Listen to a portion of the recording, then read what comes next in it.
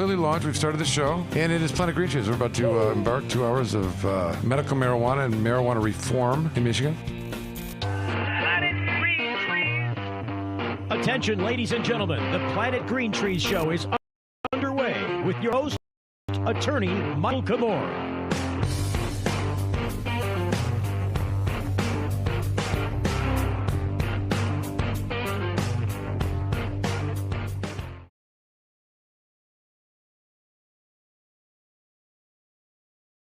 An 80-year-old grandmother was jailed overnight in Clare County because she had a very, very small amount of pot at her home, but her medical marijuana card had expired.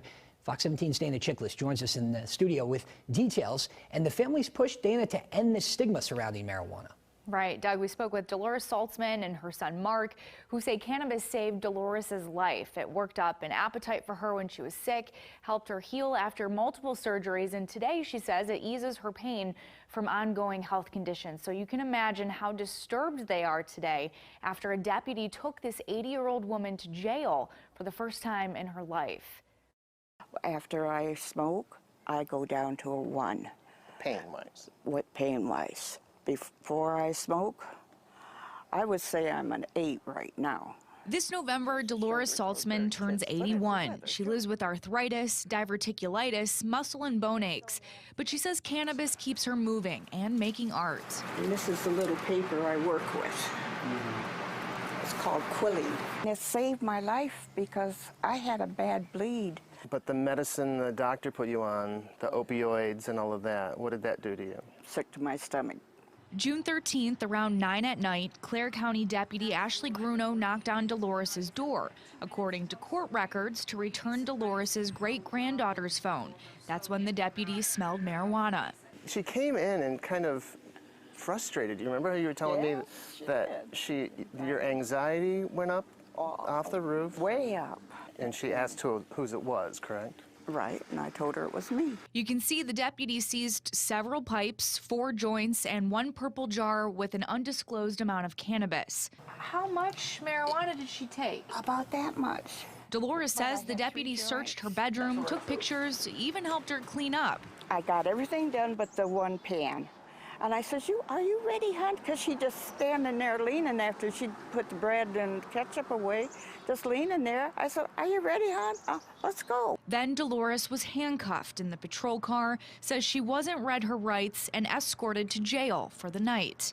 That's ridiculous what they do to people. They don't need to make you that cold. Old Arthur was screaming at me. She won't know who Arthur is. Arthritis. Dolores hopes sharing her story will help others. That's what I want people to do. Don't be ashamed of it. Something that's going to help you feel better. Her son Mark says this deputy made a mistake. I just thought it was absolutely ridiculous to put her through this like that. They could have given her a ticket and to show us your card later. Fox 17 reached out to the Clare County prosecutor and sheriff about how this case was handled. Clare County prosecutor Michelle Ambrositis tells Fox 17 in part her office charged Dolores with misdemeanor marijuana possession because Dolores wasn't a medical marijuana card holder, though they encouraged her to renew her card. Then August 2nd, a judge signed this order dismissing Dolores's case. Sheriff John Wilson wrote Fox 17 what the person was doing was illegal. Had she renewed her medical marijuana card, she would have been fine. He says he agrees with the prosecutor in allowing Dolores to renew her card, then dismissing the case. Dolores's renewed medical marijuana card is on its way, but she urges voters to legalize marijuana in November and end the stigma. I'm hoping that we all learn a lesson from this and we make amends. And people will get out and vote for it. We're the ones that have to stand up. We are the people. And we just got to fight for our rights. So clearly a big vote coming up in November to legalize recreational marijuana, which is what Dolores was just talking about. And I did ask specifically the Clare County Sheriff, Why do you feel it was appropriate for your deputy to not only ticket this grandmother, but to jail her overnight? He's yet to respond to that part of my inquiry. But again, you know, part of the reason that Dolores and her son Mark wanted to share this story is because they just, again, want to express how it's changed her life medically. And also their disgust in feeling the jailing wasn't necessary. Ticket, fix it, ticket, okay. But to really jail an 80-year-old person overnight for this?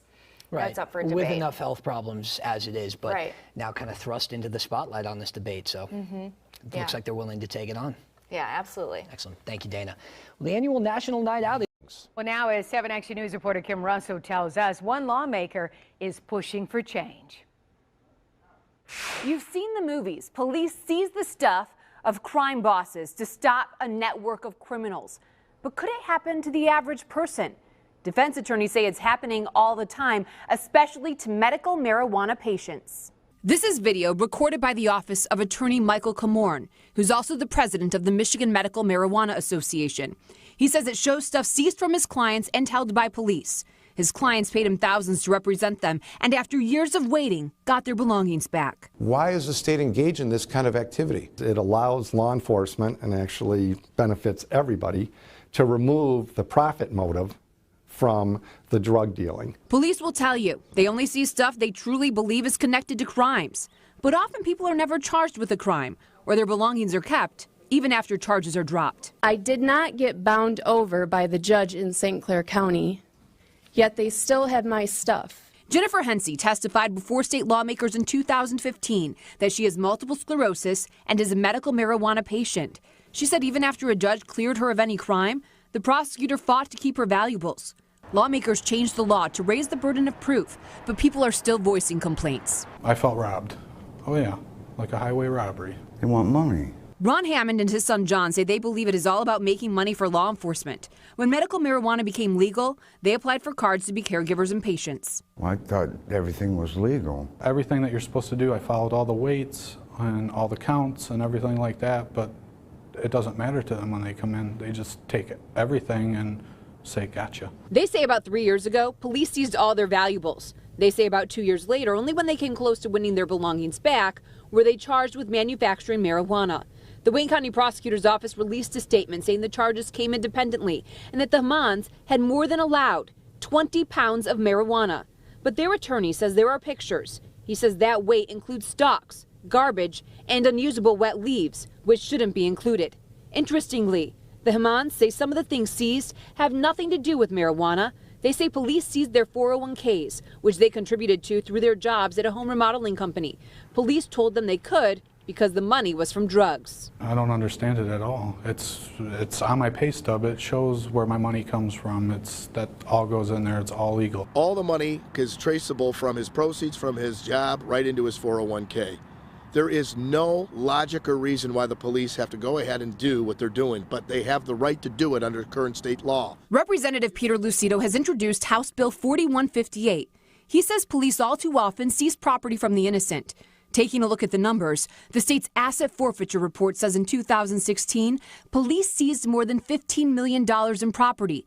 In about 10% of those cases, no one was charged.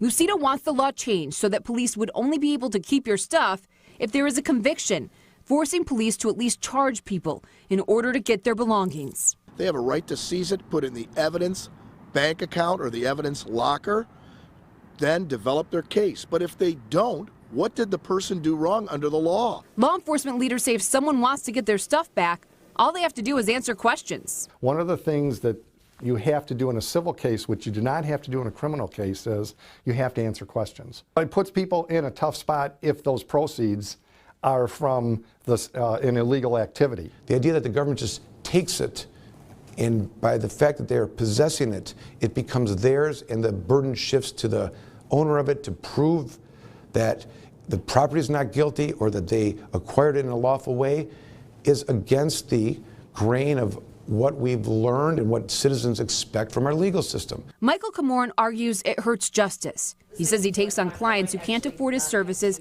because their assets are seized. John and Ron Hammond say they believe they will be found not guilty, but in the meantime, they are being punished. We played by your rules. Just all life up. Representative Peter Lucido will get a chance to make his case that this law should be changed during a hearing in Lansing next week. Kim Russell, 7 Action News. And you know Kim will stay on that case until it's over. Yes.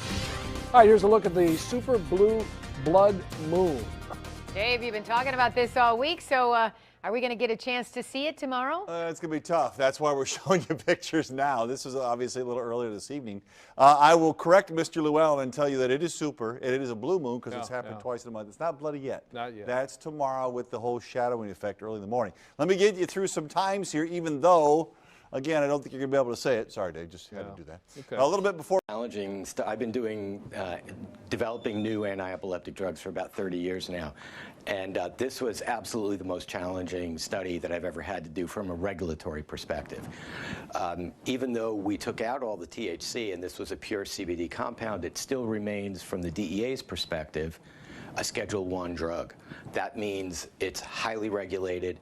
We had to keep it in a safe. We had to absolutely document every movement from ordering it to the delivery at our site, to putting it into the safe, to taking it out of the safe every time a patient came.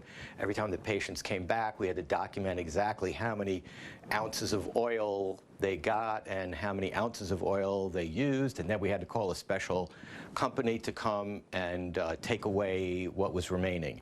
So it was very, and we had a number of different inspections by the DEA. We had to buy a 700-pound safe to keep all the medication in, and it was in a double-locked room. It was really just tremendously difficult, and it took me 9 months at the beginning just to get my Schedule I license to be able to do this study. Whoops! Did state lawmakers accidentally legalize marijuana in Ohio? Some top law enforcement officers say yes. Columbus City Attorney says the decision is based on complications after the state legalized hemp. On July 30th, Ohio Governor Mike DeWine signed Senate Bill 57 into law. It legalizes hemp in Ohio and changes the definition of marijuana to exclude hemp based on the amount of THC. Now we have to be able to distinguish the difference between hemp and marijuana, said Vice President of the Ohio Fraternal Order of Police. That is not possible for a human being to do. That has to be done through crime analysis. The executive director of the Ohio Prosecuting Attorneys Association agrees. This bill de facto legalizes marijuana in Ohio, at least for the time being, said Louis Tobin. We raised this concern with legislators during debate of the bill. It's disappointing those concerns were rejected. Oops. Anybody want to go to Cedar Point?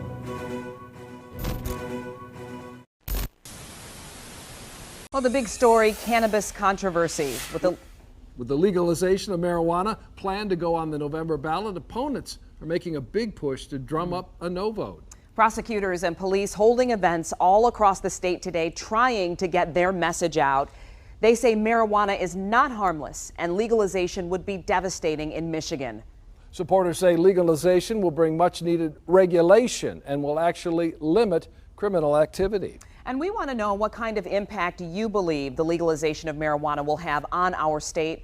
Go to our website, wxyz.com/vote, and let us know. And we have Team 7 coverage of both sides of this showdown, starting with 7 Action News reporter Kimberly Craig.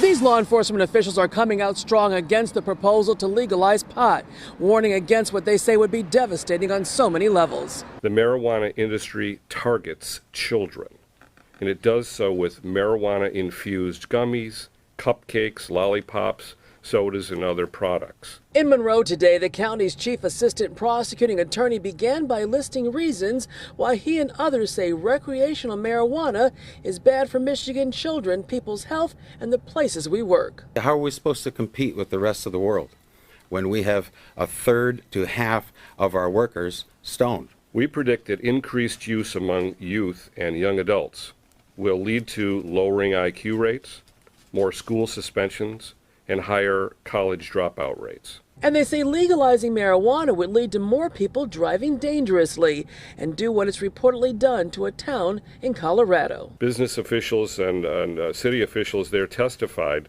that Durango, Colorado, and I'm quoting, suddenly became a haven for recreational pot users, drawing in transients, panhandlers, and a large number of homeless drug addicts. And we know that an initiative like this will simply increase our calls for services, whether it's traffic crashes, fatal traffic crashes, property crimes that rise, violent crimes that rise. We already have that data. We've seen it in the other states that have legalized it. Now, certainly there are people who are pushing for the marijuana ballot proposal to pass. So for more on our big story, let's go to my colleague, Amira David.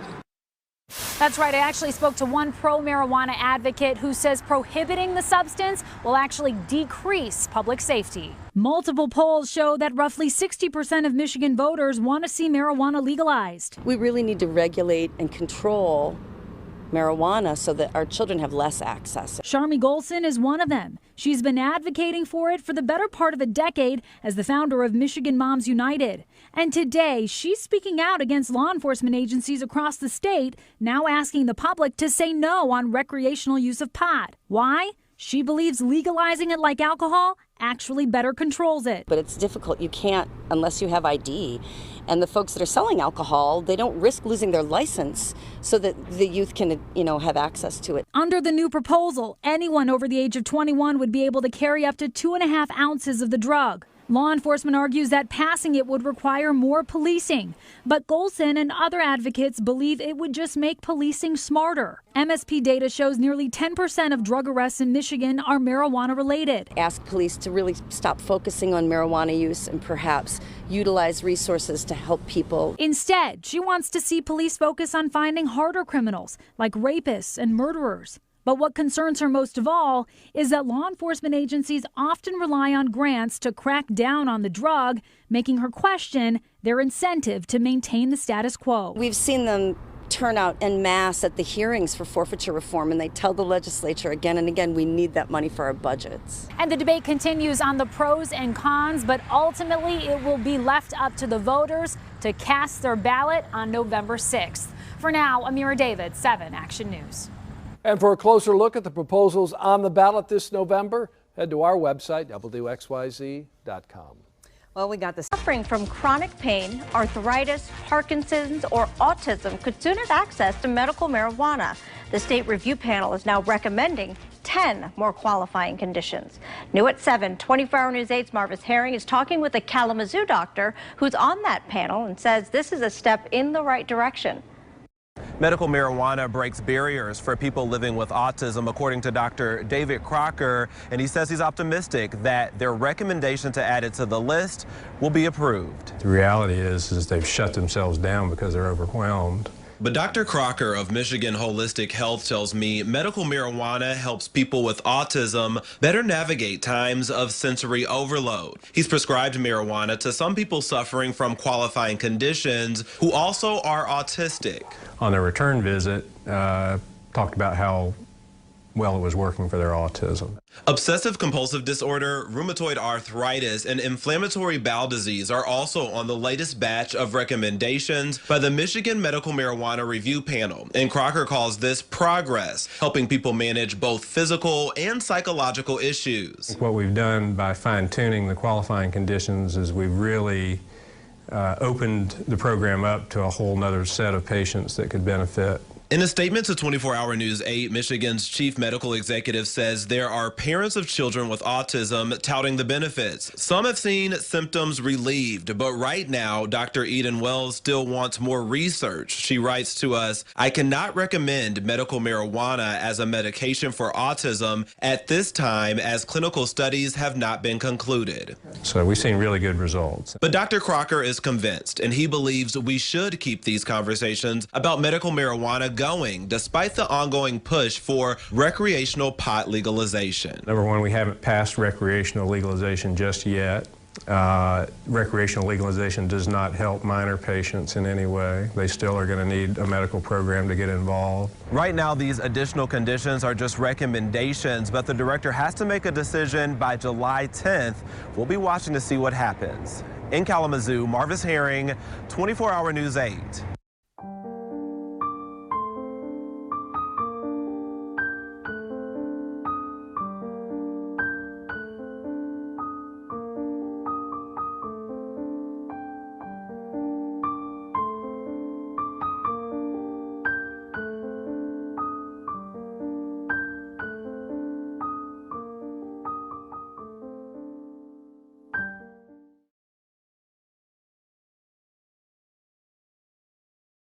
Morning, the state just returned the 15-year-old to his parents, even though they admit they broke the law. Now they're hoping a brand new treatment might stop his seizures for good. This morning, Matthew and Susanna Brill are reunited with their son David after a devastating few weeks. Drove me crazy. Completely. It drove me crazy. Authorities had taken the 15-year-old away and placed him in a group home after they say his parents encouraged him to smoke marijuana. In the initial stages of the investigation, everybody's freaking out because, oh my God, somebody's giving a 15-year-old kid marijuana.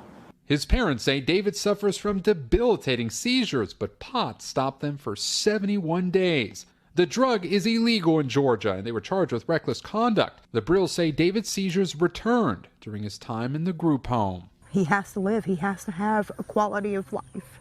Now, Georgia's Division of Family and Children's Services has returned full custody of David to his mother. According to a protective order, he'll be required to meet with a case agent twice a month for at least 6 months. That'll include drug tests. And while his parents won't be allowed to treat David with marijuana, they'll likely soon get a prescription for Epidiolex, a cannabis-based drug that's legal to use in the state. Just last week, the Food and Drug Administration approved Epidiolex for the treatment of 2 severe pediatric seizure disorders. Epidiolex is a CBD drug. CBD is derived from marijuana, but it does not have the THC part of it that gets people high, the psychoactive component. So what we do know is that CBD itself is safer than marijuana for adolescents. Today, David is back in his own room, the 15-year-old remembering the emotional moment in court when the judge announced he could return home. Just like my mom, I melted. And his parents hope this new treatment will not only be legal, but effective. It's never going to stop. He has to deal with this the rest of his life. It means I deal with it too. All the way, to my last breath. The Twigg County Sheriff's Office now says that the reckless conduct charges against the parents have been dropped.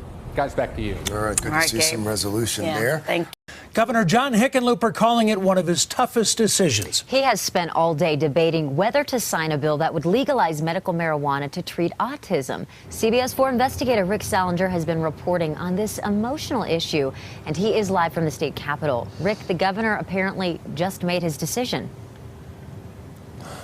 He did, Brett. Within the past hour, the governor vetoed a bill that would have allowed parents of autistic children to treat those children with medical marijuana. Some of the parents camped outside his door until the decision was made. Without a scheduled appointment, parents and their autistic children filled the governor's office. Each case is different, but together they shared a goal: to get the governor to sign the bill. We ask that Governor Hickenlooper helps our children. Please, our kids are dying. We don't have time. We can't wait another year. We first met Michelle Walker and her son Vincent at their home earlier this year. He is able to take medical marijuana because he has seizures, but his parents say the spray they have been giving him has also had dramatic impact on his autism. Pictures give an idea of the before and after. Other families want the same opportunity for their children. We need medical intervention, and the most proven medical intervention right here is written on that bill. The governor met with representatives of the parents. On the one side, their emotional stories of progress through cannabis. On the other hand, concerns about safety. Whichever side you talk to, you have compelling arguments. One of those cases involves Colt of Pueblo West. His mother, Jamie Kropp, described a different child after regularly taking marijuana with the psychoactive component THC. Please sign this. We don't want to fight anymore, though. Let us go play in the park. While the governor acknowledged there have been remarkable stories of success through medical marijuana and autism, he expressed concern that there could be danger for others. Live at the state capitol, Rick Salinger, covering Colorado First. The margins can be tight for local farmers growing traditional crops. In this special report, 9 and 10's Aaron Parsegian and photojournalist Matthew Myers take a look at the prospect of hemp as Michigan's next cash crop. Some farmers have been searching for a new crop that can support their families and grow our agricultural economy. And many believe they've found such a product, industrial hemp. With bipartisan support and the president's signature, industrial hemp farming is now legal in the United States. Thank you all very much. A stark change from what was once a highly criticized crop. Let's rewind. See this important film now, before it is too late. In 1937, the Marijuana Tax Act decimated the U.S. hemp growing industry and effectively made marijuana illegal, though the act was put on hold during World War II. At that time, the U.S. encouraged farmers to grow more hemp. The crop used for ropes, cloth, and other textiles would help fill the void left by short supply of other products. But after the war, the crop went back to its taboo status. But let's fast forward to 2019, where the once illegal plant could be America's new cash crop. That's the million-dollar question. We don't know how big of an industry this will be. Dr. James Averill is the Deputy Director of the Michigan Department of Agriculture and Rural Development. We're getting inquiries almost on a daily basis of who wants to start raising industrial hemp or those who are looking at business opportunities with processing. Right now, MDARD is working to establish a hemp farming program that follows federal guidelines and includes oversight and regulation. We're trying to stand up a program as quickly as possible, which requires working with lawmakers. I've been supportive of industrial hemp and allowing Michigan farmers, not just northern Michigan farmers, but all Michigan farmers, the access to another commodity that would be a net export for Michigan to mix into their crop rotations. I think it's a big deal for our state, and I'll be on the front lines trying to make this happen. As the bureaucrats in Lansing work to figure out the program and licensing aspects, we wanted to see what hemp growing could look like here in Michigan. So we traveled down to Holy Ground Hemp Farm in Saranac. The first hemp grown under legal permits is in this box right here. Joe Brown is a hemp farmer and processor. Thanks to special licenses made available in Kentucky, he's the only one doing it legally here in Michigan. I had a college partner from Michigan State University who lives in Louisville. He thought, why don't we apply to the state of Kentucky? And so we did so. And what do you know, we actually got a permit. Over the past few years, Brown developed a hemp seed genetics program. Nearby in Lowell, he processes the plant at the end of spring for products he now sells. This is our most popular product. He even consults prospective hemp growers, some who are soybean farmers hurt by recent tariffs. Last year was about $5,000 an acre for industrial hemp. Considering soybeans are $800, it's not hard to figure out. A lot of farmers are calling. Do you think this is the next cash crop?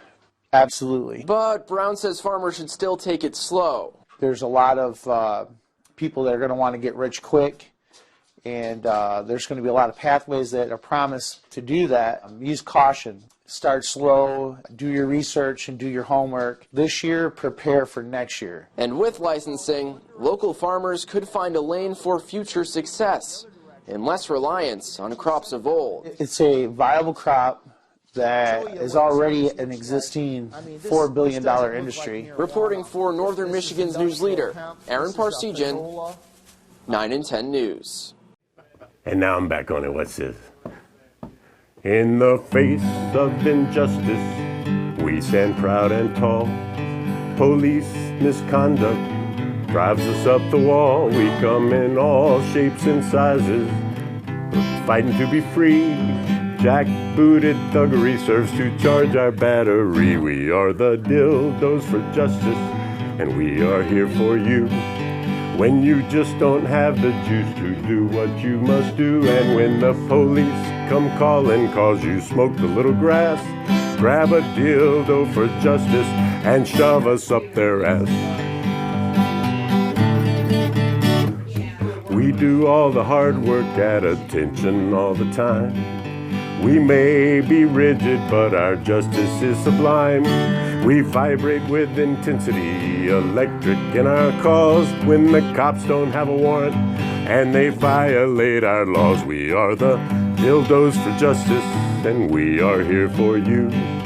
When you just don't have the juice to do what you must do, and when the police come calling cause you smoked a little grass, grab a dildo for justice and shove us up their ass.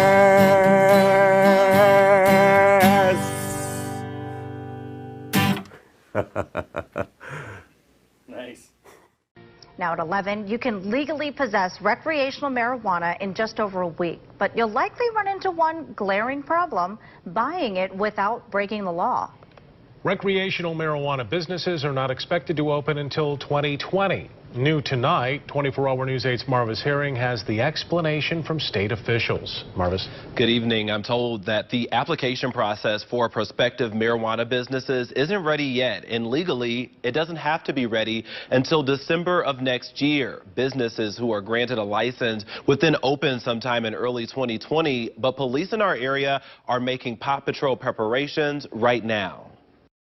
People will start using before the business is open. I mean, there's enough marijuana out there now. Weed will be legal next Thursday, but Sergeant Corey Luce is pretty confident that recreational marijuana users won't wait for dispensaries to open over a year from now. It's out there now, and people will have no trouble purchasing it or getting it somehow. Sergeant Luce explained how the Kent County Sheriff's Office plans to have more patrol officers go through the Advanced Roadside Impaired Driving Enforcement Program. It'll better prepare officers to spot drugged drivers. It's a 24/7 thing. People will wake up in the morning, they'll smoke or eat an edible, whatever it may be. So you would probably see shops opening up in the first quarter of 2020. David Harns, a spokesman for Michigan's Department of Licensing and Regulatory Affairs, told me that they're on track to have marijuana licensing applications ready by the state deadline, December 6, 2019. Is there any chance that those applications would be available before December 6th? There's always a chance, but that's the deadline, and we anticipate, making that deadline. Harns says there's still discussion needed about regulating licenses, the application process, deciding who gets them, and meeting with incoming state leaders. Well, we're not going to delay. If we have everything done early, we would obviously move forward with it. It's definitely important to mention that selling and buying drugs illegally is still a punishable offense. Also, Proposal 1 gives first-year licensing preference to medical marijuana businesses that already have licenses for medical pot. Marley and Brian. All right, thank you, Marvis. Nearly a year after Vice officers raided a medical marijuana dispensary in Plainfield Township, a woman police say ran the operation is on trial. Susan Bond faces 5 felony charges and up to 20 years in prison. WZZM 13's John Hogan has more on today's opening statements. The purpose of this business was to sell marijuana, and so they did. Investigators say the medical marijuana dispensary on Plainfield near 5 Mile Road raked in more than $647,000 in just 2.5 months last year. Bond's take was $137,000. Hundreds of thousands of dollars passed through this business in just a short period of time, and if we extrapolate out, you will see that this was a multi-million-dollar marijuana business. Kent County Assistant Prosecutor Greg Bohr says the business meets the criteria of a criminal enterprise. On any given day, the employees will testify that marijuana was available for sale. Police seized more than 1.5 pounds of marijuana during a late November raid. And we could probably have charged hundreds of counts of possession with intent to deliver marijuana. Defense attorney Michael Komorn says Bond should be immune from criminal prosecution. He unsuccessfully tried to get the case dismissed. They have to prove, beyond a reasonable doubt, that these were illegal sales of marijuana. At no point in time are you going to hear that my client delivered marijuana to anybody. The Kent Area Narcotics Enforcement Team launched the investigation last year, he said, after Bond called police to report embezzlement from her business. And they flip it around and make it a mobster crime. This is racketeering charges. Bond, he said, is a respected 52-year-old paralegal and an organized person. What she is not is a criminal enterpriser. She's not a racketeer. The trial in Kent County Circuit Court is expected to last all week. In Grand Rapids, John Hogan, WZZM 13 News. Secret accounts in a public office. Tonight, state officials are being asked to get to the bottom of it in the Macomb County Prosecutor's Office. We've learned the request follows an audit by the county treasurer and no response from Prosecutor Eric Smith. 7 investigator Jim Kurtzner is digging into this controversy now in a story you'll see only on 7. Treasury is reviewing this request. This letter outlines hidden bank accounts over several years. And get this, the balance was more than $250,000 last week. It's pretty serious that you've had to request the state to investigate this, correct? We're not going to comment on the seriousness of it. The purpose of the investigation is to make that determination. This is the letter late last week requesting the Michigan Treasury and any other appropriate state agencies to investigate these matters. This is some serious money. It's not chump change. Correct? We're not going to comment on it any further. You have a copy of the letter. We're waiting for the state to respond. According to the letter, this started with a single hidden account and grew over the summer. Not one off-book accounts, but 4. A combined balance of $239,000 as of August 21. The prosecutor, chief assistant, and a third employee are the only signers of record. And 2 accounts had the county's tax ID moved to a third party, meaning out of further oversight by anyone else in the county. So it's undetermined yet who should control these funds? That's why we're waiting for the state to respond. One county official suggested these could be slush funds set up by the prosecutor to deposit forfeiture money from criminal cases, like the seizure of a car in a drunk driving case, or cash from a drug dealer. How much and how the money is being spent, only under his control. We contacted County Commission Chairman Bob Smith, who is the brother of the prosecutor, and have not heard back. And we went to Prosecutor Eric Smith's office. We were told he was not in. The secretary is coming out. Thank you very much. Late this afternoon, we got a statement from the prosecutor saying these are forfeiture funds and they cannot be improperly commingled with the county general fund, and they are working with the treasurer to resolve these issues. In Mount Clemens, Jim Kurtzner, 7 Action News. We'll continue to follow. Jim, thank you. Now, Muskegon, but city leaders may have the solution for fixing up one of the most run-down neighborhoods. They have recently rezoned the area for medical marijuana facilities, and they say that move is already paying off. Julie Dunmeyer live in studio now to explain. Julie? Annie, Janice, to get a Michigan license to sell medical marijuana, you have to own property. And if you want to open up shop in Muskegon, there's only one place to do it, a neighborhood that's been neglected for the last decade. This entire area is going to change dramatically. A change is coming for these abandoned, rundown, and forgotten buildings on the Muskegon Heights border. Buildings no one has wanted to buy for the better part of 10 years. I think that neighborhood needed a hand up, and we struggled for a long time to figure out what that hand up would be. City manager Frank Peterson says medical marijuana was that helping hand. Now we're seeing an area that had a lot of publicly owned land bank owned properties, vacant properties, and we're starting to see those change hands, and under the premise that they'll be redeveloped for the industry.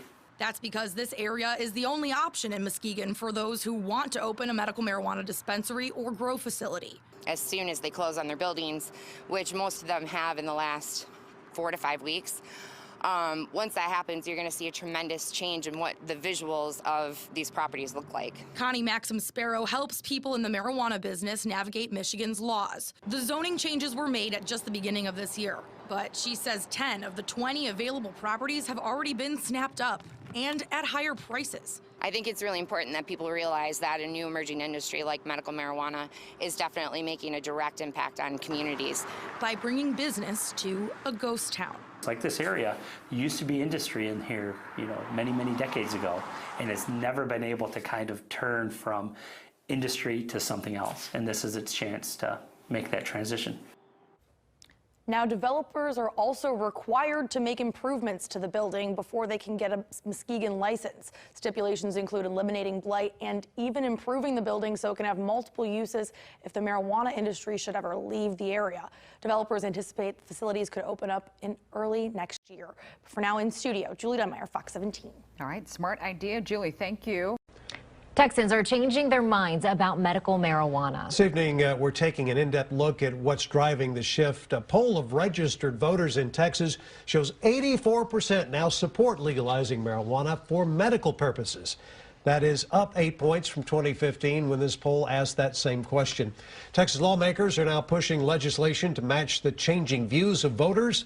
KXAN's Phil Prazen takes an in-depth look.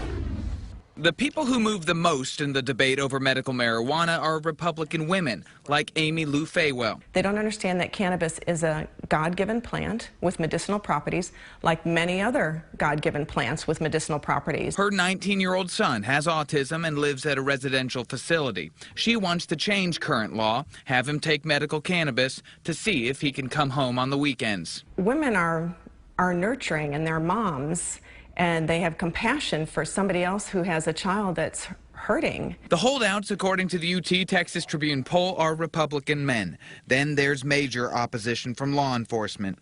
But attitudes changed after Governor Greg Abbott signed a law allowing for small amounts of CBD oil to be used for fragile children. This summer, Texas Republicans changed their party platform to support doctors being able to decide if cannabis should be used, making possession a civil violation, and taking it off the Schedule I list. We know that voters take cues in part from political leaders. James Henson from UT Austin says the experience in other states went a long way to convince women and money-minded Republicans. You know, it started in terms of tax revenue, kind of raining money in Colorado after marijuana legalization. Texas lawmakers could soon make a change when they return to the Capitol in January. Phil Prazen, KXAN News. We spoke with El Paso State Representative Joe Moody, the Democrat who's a major driver behind this push. He tells us his goal next year would be to make marijuana possession a civil penalty similar to a city fine. And the call to loosen laws on medical marijuana goes beyond Texas. Just last night, voters in Oklahoma approved a ballot issue that makes it legal to grow, sell, and use medical marijuana. Oklahoma health officials will meet in 2 weeks to consider emergency rules to make sure the drug is only used for medical purposes. But a lot of Texans want recreational marijuana to be legal. The University of Texas Texas Tribune poll shows more than half of Texas voters approve legalizing at least small amounts of pot. That is up more than 10 points from the same poll in 2015. Nearly a quarter now say there should be no restrictions on that drug.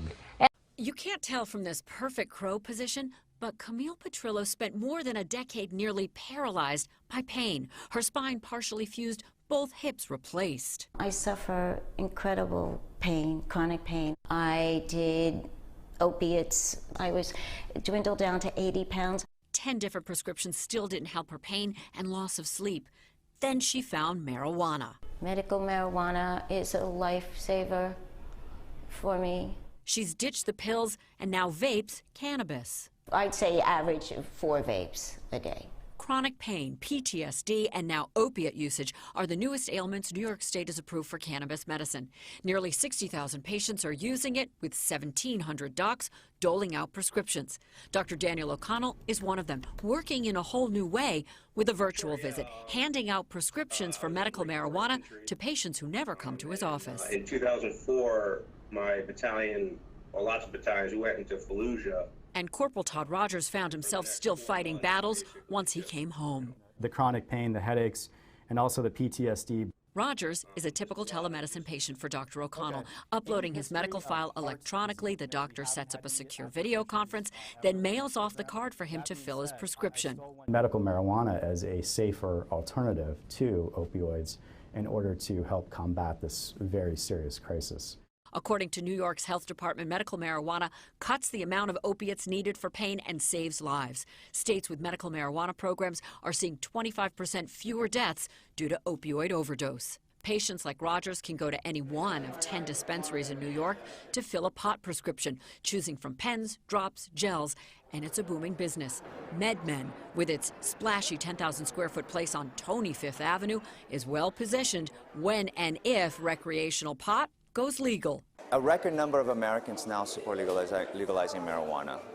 And every time a new poll comes out, it shows that the numbers are higher and higher. Dr. Junella Chin has been prescribing for more than a decade on both coasts, finding her patients cut their opiate use for pain dramatically. It's huge. The data is there. Medical cannabis is helping patients with the withdrawal symptoms. So normally I have patients taper off the opiate medication, or they would end up using less dosage and less frequency in conjunction with the medical cannabis.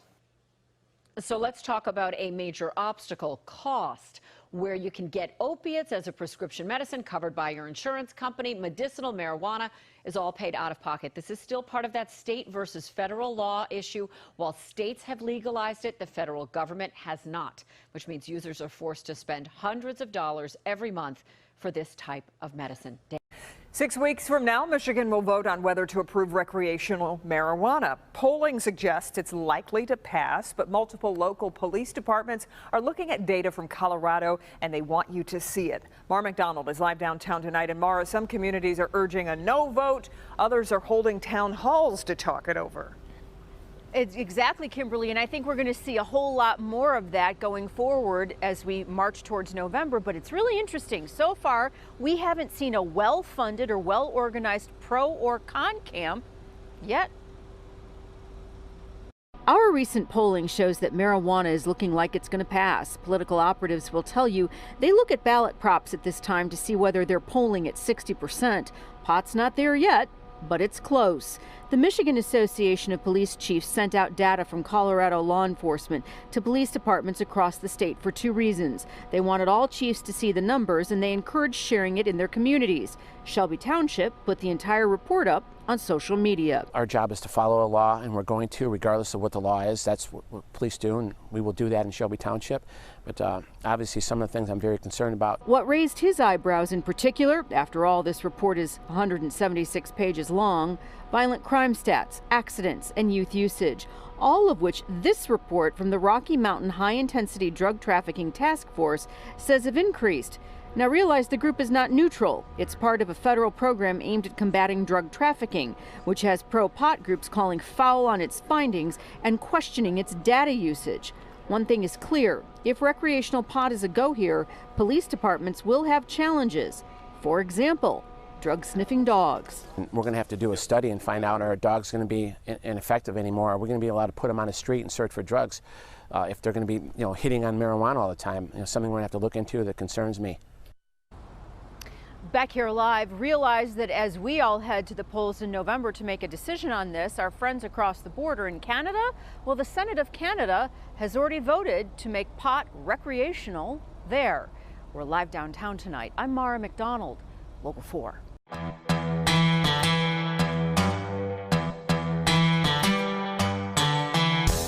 An important and historical farm crop in American agriculture is returned after having been classified as a controlled substance and illegal.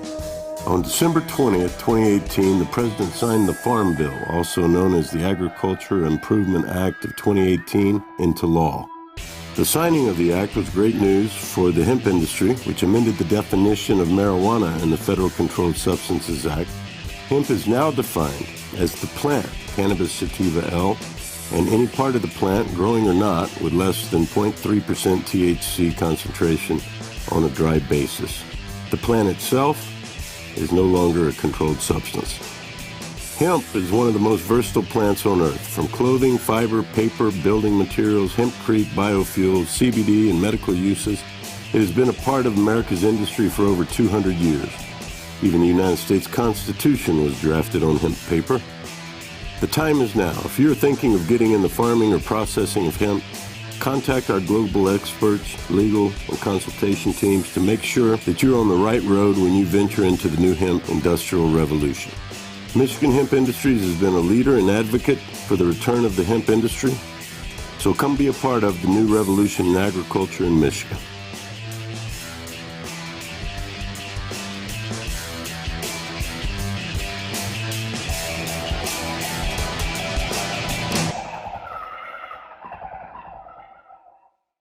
Days, voters will go to the polls, and one of the key issues they will decide is whether to legalize recreational use of marijuana in our state.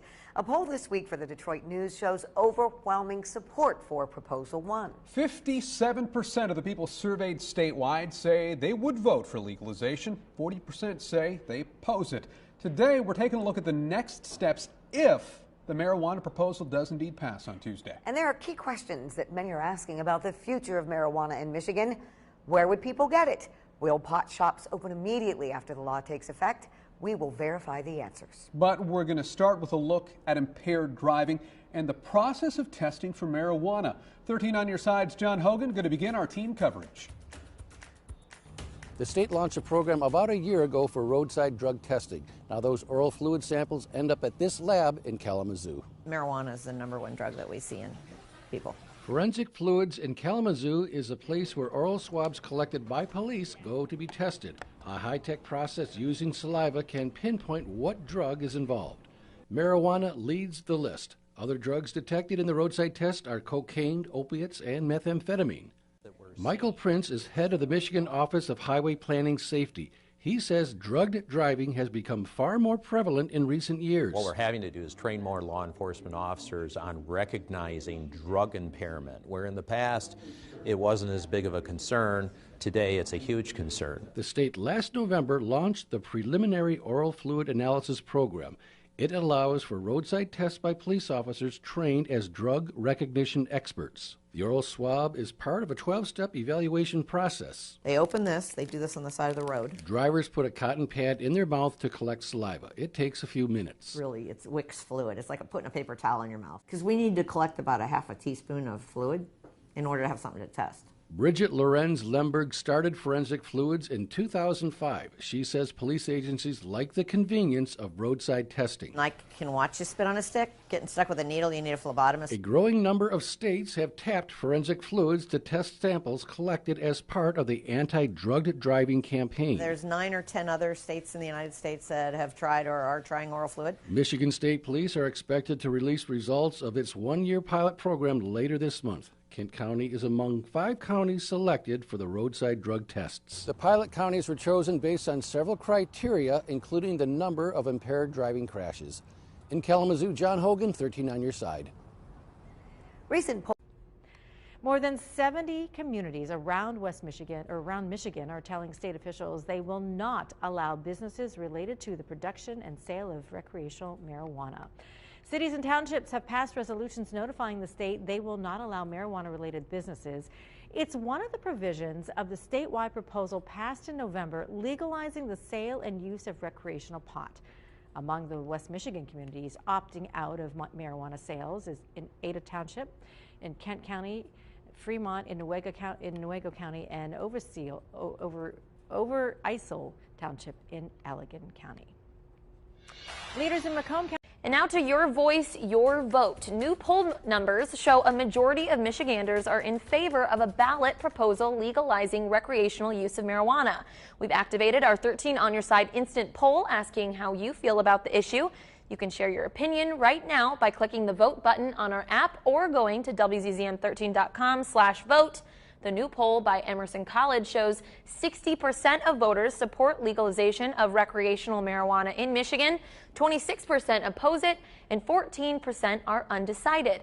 If passed, marijuana would be taxed at 10% on top of the existing 6% sales tax. It's estimated legalization could generate more than $1 billion a year in new revenue for the state. Coming up on 13 on your side at 6. We'll take a closer look at the numbers and how support of the issue varies depending on which candidate for governor voters support. More and more patients are looking for alternatives to prescription medication, from holistic to other methods of treatment. But one option is a difficult choice for many: medical marijuana. WZZM 13's Nina DeSaro has more on a Muskegon family who believes CBD, cannabidiol, might just save their daughter's life. Oh, you guys have matchings, look. Patience. There you go. Color a red up there. Perseverance. Look at that. That's a really good strawberry. Persistence. These words describe supermom Can you color her shoes? Leanne Parker. Really, I like how you did that. That was really creative. Fixing boo-boos, checking for monsters, curing belly aches. This mom has all the answers. And I am a person that I'm always in control. Almost. And if this has taught me anything, I am not in control. Her 5-year-old daughter, Lily, is high. And these are her medications. On drugs. It's pretty much liquid Valium, and she takes 8 milliliters of it twice a day. And then she takes 200 milligrams of zonisamide before bed as well. Leanne Parker's life as she knew it would drastically change. And for 4 years, my life was normal. My kids were normal. I knew nothing was wrong. January 7th, 2017, Lily became unresponsive while at home. Her eyes just slowly start going to the right. It's almost like poltergeist, to the point where she turned her whole body until she was facing the shower, which was behind her. Leanne clinging to her daughter, waiting for an ambulance to arrive. I didn't know what to do. I just sat there and cried. I thought I was losing her. I just had the door open and I was just screaming for somebody to please come.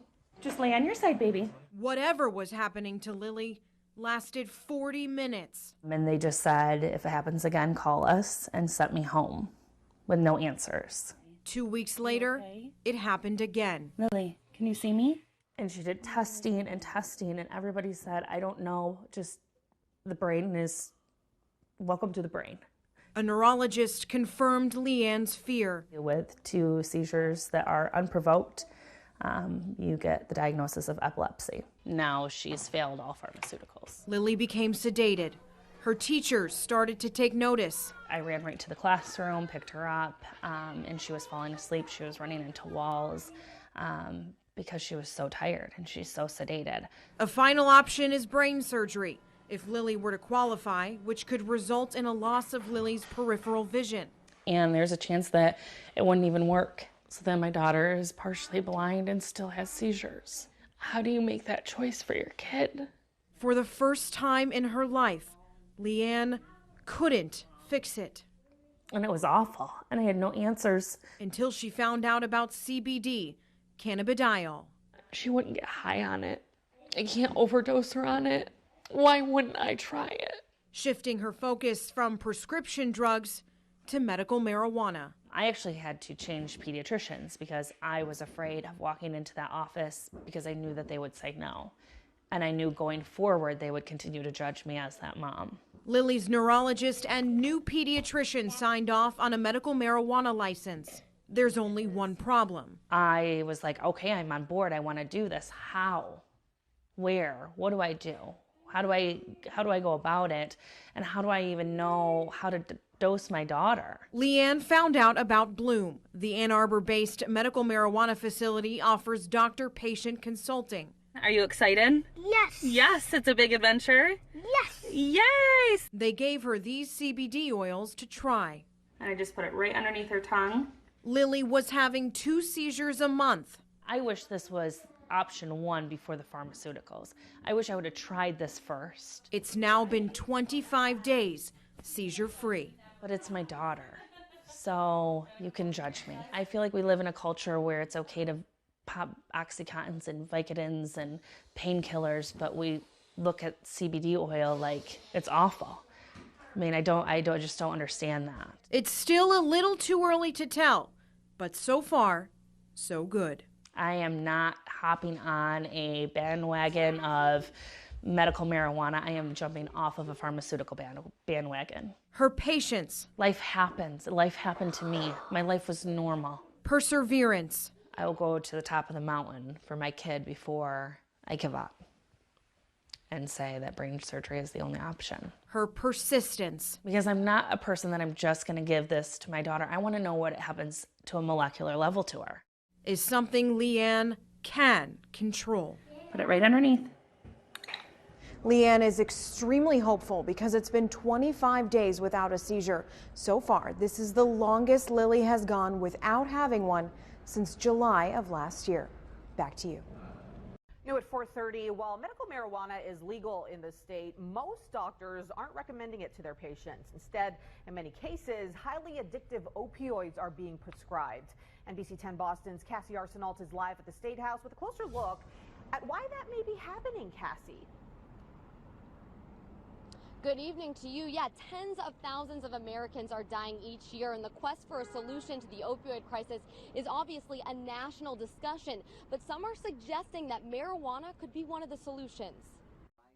A smiling Sarah Yana Nodal is 8 years cancer-free, but the journey to get healthy was anything but fun. I have a very hard time looking back and seeing how many prescriptions, because I have all my records, looking at how many times they tried to push an opioid on me. Not only was she dealing with pain from the treatment, but she didn't like the pills her doctors were prescribing, so she turned to an unlikely source for relief. Instead, I found medical marijuana. It's no secret marijuana will likely become big business in Massachusetts, helping people like Nadell with licenses for recreational use on the horizon. Brian Strasnick is on the front lines of the burgeoning business, opening one of the only 2 labs in the state that will test the product before it's sold. But his background and passion started in drug abuse testing. The opioid crisis is truly the biggest concern that I have in addiction treatment right now. Strasnick says marijuana could be the game changer in the opioid crisis. No one has ever died from an overdose of THC or CBD.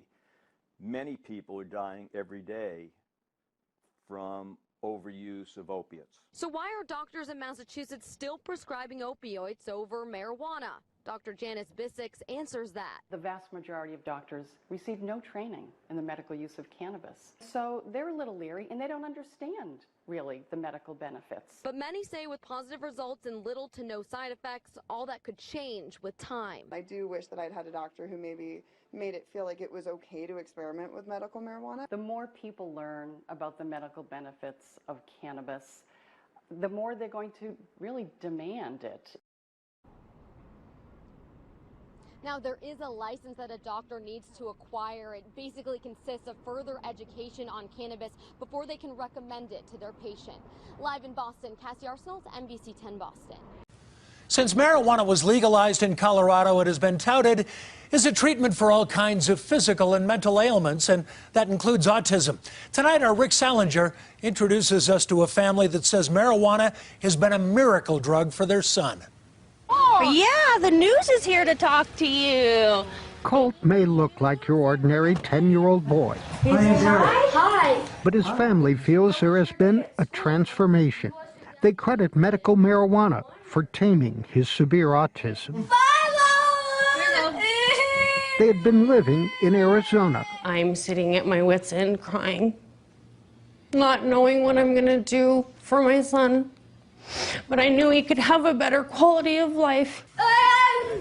Stories and videos of autistic children harming themselves, then finding relief through marijuana, have brought many to this state. I knew that if I came here to Colorado, that I would be protected, that I could get Colt his medical card, and I could start treating him with cannabis. Colt qualified due to a rare skin condition.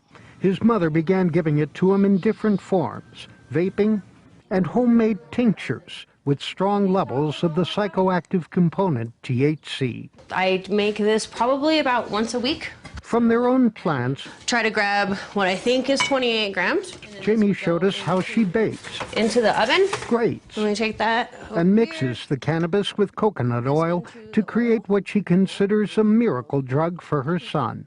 The difference has been visible. His eating compulsion has stopped. Jump on the trampoline. He is now able to attend school and speak. At CBS 4. Yeah, CBS 4. While the results appear dramatic, they have been faced with criticism that they are getting Colt high. A typical mind smoking cannabis, I feel a euphoric high effect, okay? Does an autistic mind feel that? High five. That was amazing. But the state health department warns that medical marijuana can be harmful to children with autism and that there is no scientific evidence that it is effective. To Jamie Kropp, that doesn't matter. There was a little boy lost inside of his body. And since coming to Colorado, we've gotten our family back. Can I have a kiss? Mwah. Thank you so much. Thank you so much. Rick Salinger, covering Colorado First. Colorado lawmakers recently passed a measure legalizing the use of medical marijuana to treat autism. The bill now waits for the governor's signature.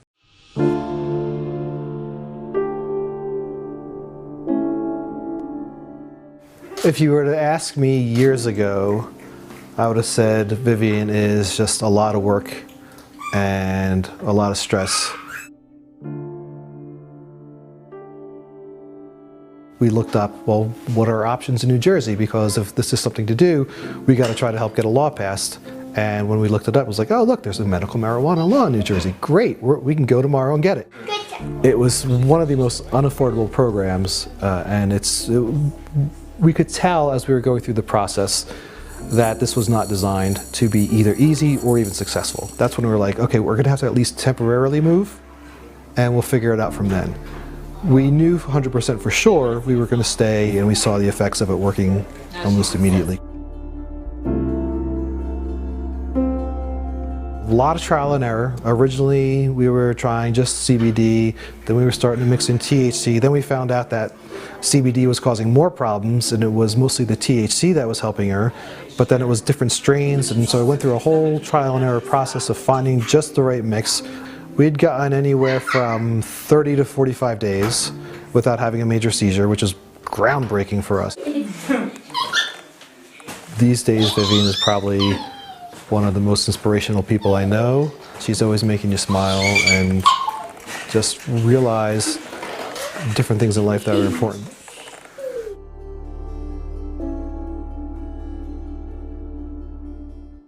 Now to exclusive new poll numbers just in on a proposal to make recreational marijuana legal in Michigan. It does seem poised to pass by a rather wide margin right now. But as that debate brews, a judge issued a critical ruling today concerning the licensing of medical marijuana facilities. Mara McDonald live in Bloomfield Hills tonight with a lot going on this issue. Mara. There sure is, Devin, and you're right. According to our exclusive polling, pot is poised to pass. But isn't there always a but? There is one here, and let's get to it. If you're a political operative pushing a ballot proposal, the golden number you're looking for going into Election Day is 60%. That's the number that says you've got this. Recreational pot is polling at 57%, just about there. But here's where things get a little interesting. There's been virtually no movement on this 57% in 2 years. Voters know this issue. They know where they stand. Only close to 3% say they're undecided. All of that said, a word of caution from our pollster. The red flag I'd throw up on Proposal 1 is if voters under 40 don't turn out at even the minimal expected level of a midterm, then this race is going to be that race is going to be closer. But if they turn out at just the basic minimal level we expect under 40 voters to come out, that race should be fine. As we mull recreational pot, once again, the state is in the middle of litigation over the current licensing of medical pot facilities. To say there have been growing pains with medical marijuana since its passage is an understatement. The state's licensing board late today got slapped with a temporary restraining order. The state had decided all medical pot shops without a license were to be shut down by tomorrow. Tonight, a judge says, hold on. At issue is the licensing process. I represented a facility that put in their application in February, and they just got their Step 2 approval in the last couple of weeks. So it takes many months to get a Step 1 and Step 2 approval in the state of Michigan. So this isn't something that even takes 3 or 4 months. It's taking a lot longer. Back here live a lot longer, as between 6 months to a year. That's why you saw a judge step in here, grant that temporary restraining order. All sides go to court on November 9th to try and come up with some sort of a date where all of these places either are going to be approved for their licensing or not. We're live in Bloomfield Hills tonight. I'm Mara McDonald, Local 4. More than 1,000 people in the state of New York died after overdosing on opioids in 2010. A huge number, but with figures just out for 2016, that has jumped 180% to more than 3,000 deaths annually. Yes, 3,000. The State Department of Health says part of the solution to the opioid crisis could be marijuana, and today announced it will recommend making recreational use legal in New York. The pros outweigh the cons. The support for the program comes after a study commissioned by Governor Cuomo in January. State Health Commissioner Dr. Howard Zucker revealed the results today while announcing new regulations that would allow opioid users to qualify for the state medical marijuana program right now. And they could use medical marijuana as part of the program that we have pushed forward to hopefully come off prescription opioids as well. In New York, there are about 1,700 medical professionals registered to prescribe medicinal marijuana, including Dr. George Moskowitz, who says it helped one of his patients kick a pain medication addiction. Took about a year. He was off of methadone. He's off of the opiate narcotics. Some local leaders believe making medicinal and recreational marijuana more readily available can only bring more problems. It will increase the use of drugs, not only marijuana, but it will lead to more people on drugs. Addiction expert Lippy Roy disagrees. Studies have shown that marijuana use may actually decrease opioid use and alcohol use. But Roy adds while marijuana can be a successful tool, it alone will not solve the opioid crisis. In Bay Ridge, Brooklyn, Hazel Sanchez, CBS 2 News. Now, the health commissioner says the department's recommendation to legalize recreational marijuana came from a panel of experts and considered many issues, including public safety, public health, and taxation. Markson Belcotti, a 9-year-old from Mount Carmel, has severe autism. His personality is fantastic when he's not angry. He smiles a lot. He likes to bounce. He likes to jump. He's full of energy. He's extremely affectionate. Yes. He also likes the hula hoop, and he loves chimes, especially wooden wind chimes. He's fantastic. It can be tough when he's having meltdowns and things like that, and he acts out, and he can be self-injurious, and he injures us. But otherwise, he's the best gift we've ever been given in this life, that's for sure. Hey, clap your hands. Clap your hands. There is no words. What you want? For my phone? What families like ours have to go through with their kids, especially when they're on the severe side.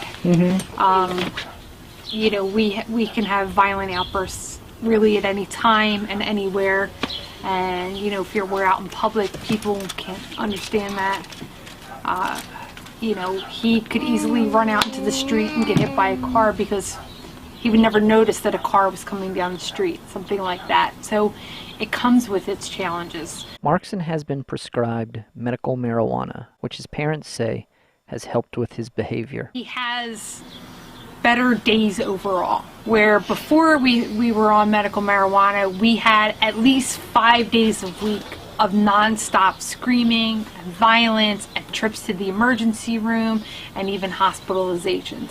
Now we can go 5 days of semi-peaceful times where he's not acting out and trying to hurt us and trying to hurt himself. So, you know, when you get a good strain, it'll last even longer. And the stories we've heard from other families who have found their strain, they can get speech. This is our #1 goal, is to get communication, because the more he can communicate, the less angry he will likely be, because we can talk. We can find out what's bothering him, how we can fix it, what can we do to make things more manageable for him. So communication would be our #1 goal. Children diagnosed with autism could soon be treated with medical marijuana in Louisiana to ease some of their condition. And while parents are desperate to find a treatment that helps their children, others say the cannabis products are untested. Lauren Bale has more. And a couple people have been saying that these bills, go ahead. I'm so sorry.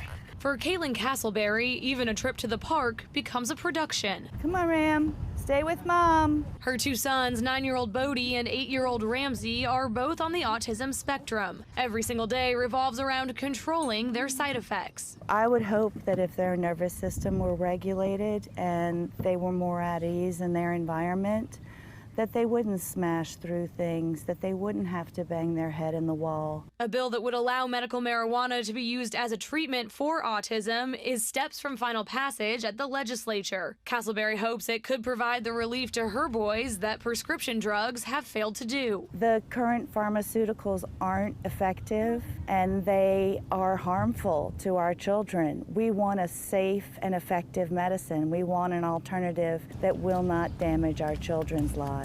Stephanie Haynes is the president of the Greater New Orleans Drug Demand Reduction Coalition. She fears parents are banking on a drug that has not been properly studied in the medical community. She, as a mom, I understand her worry and her concern and her pain for her child, but she needs to choose legitimate medicine that's been approved. Castleberry has tried FDA-approved medicine that came with its own list of potentially fatal side effects. Suicide, depression, seizures, Parkinsonism. It goes on and on. Since nothing else has worked, she's ready to try something new. Lauren Bale, Eyewitness News. The 3 different bills to expand medical marijuana recommendations are still being debated. Tonight, Rhode Island health officials are considering a proposal to allow the use of medical marijuana to treat a condition many families deal with. Eyewitness News reporter Steve Nielsen tells us about it. New at 6. Steve? Oh, Mike Shannon, 2 families asked the Department of Health to allow them to use medical marijuana for their kids with autism.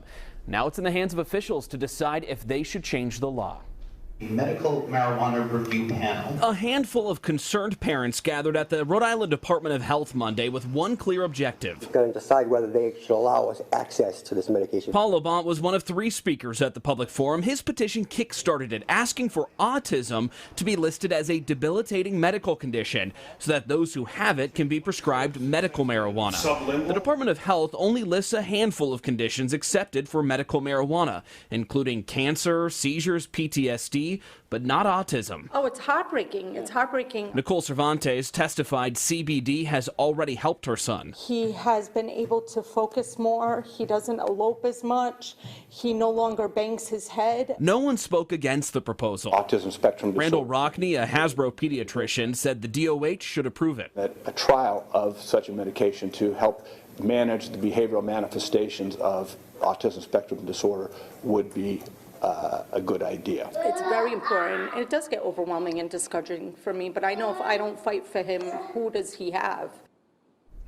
The medical director of Bradley Hospitals, Henry Sachs, told us late this afternoon they rely on research on new treatments and said, of course, those standards would need to be met around the use of marijuana treatment for patients with autism, and research is currently lacking in that area. He didn't testify, though, today. A spokesperson for the Department of Health says Director Nicole Alexander Scott now has 180 days to make a decision.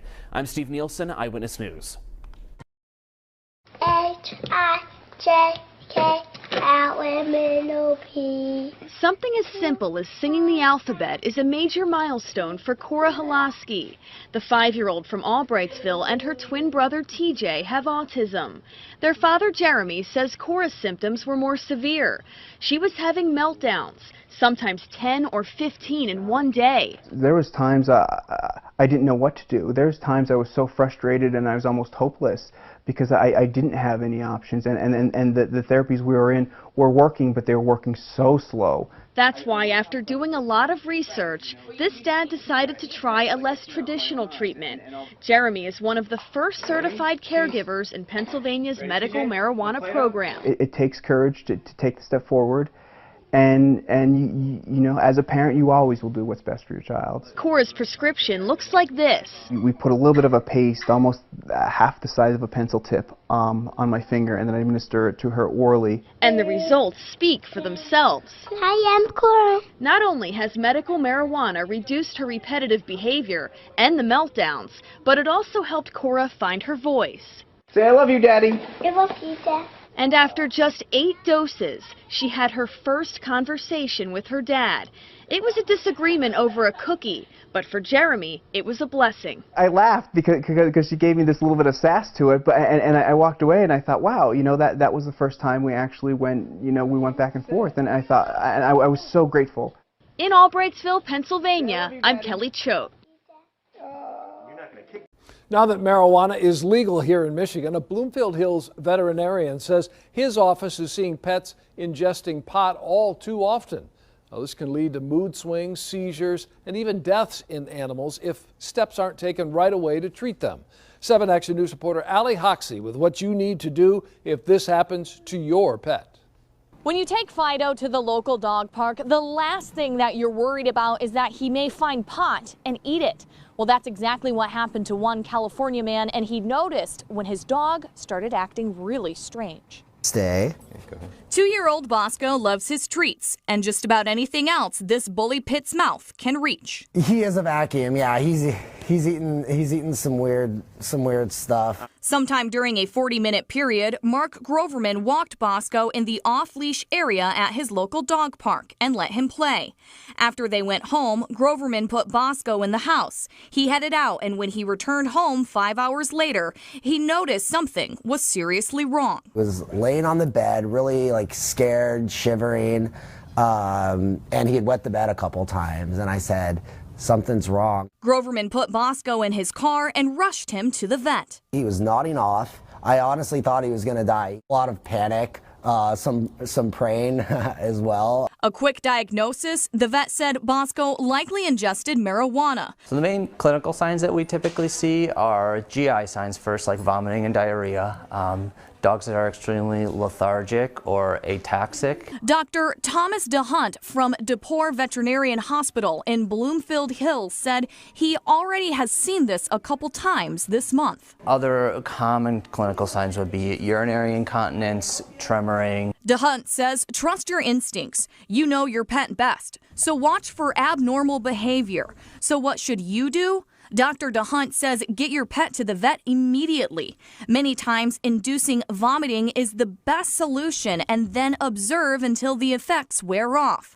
DeHunt says in most cases this is not life-threatening, but leave the care to your vet so they can monitor their vitals. As for Bosco, he was back to his normal self within 24 hours. Allie Hoxie, 7 Action News.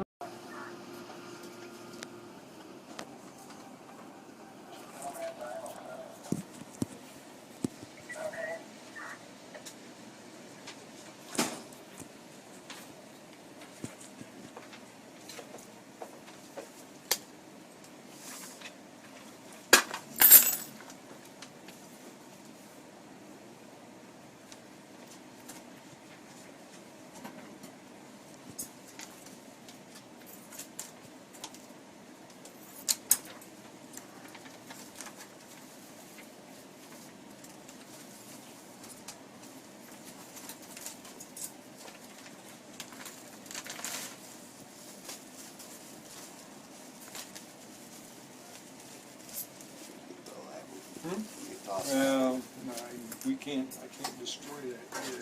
Okay. I gotta have 2 lieutenants here to destroy that. So. All right. Create more paper than it's worth. So if I take it with me, you're gonna arrest me down the road and say I was smoking and driving, right?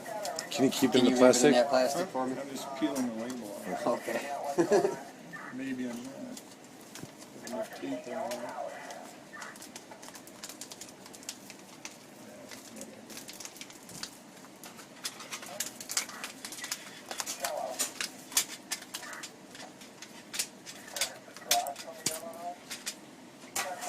Today, police, prosecutors, and county health officials voiced their opposition to Proposal 1, the ballot initiative that would decriminalize recreational use of marijuana. They're fighting against it, but supporters say they don't have the whole story. Barton Dieters is here with the story of the 2 sides seeking to convince voters. Barton.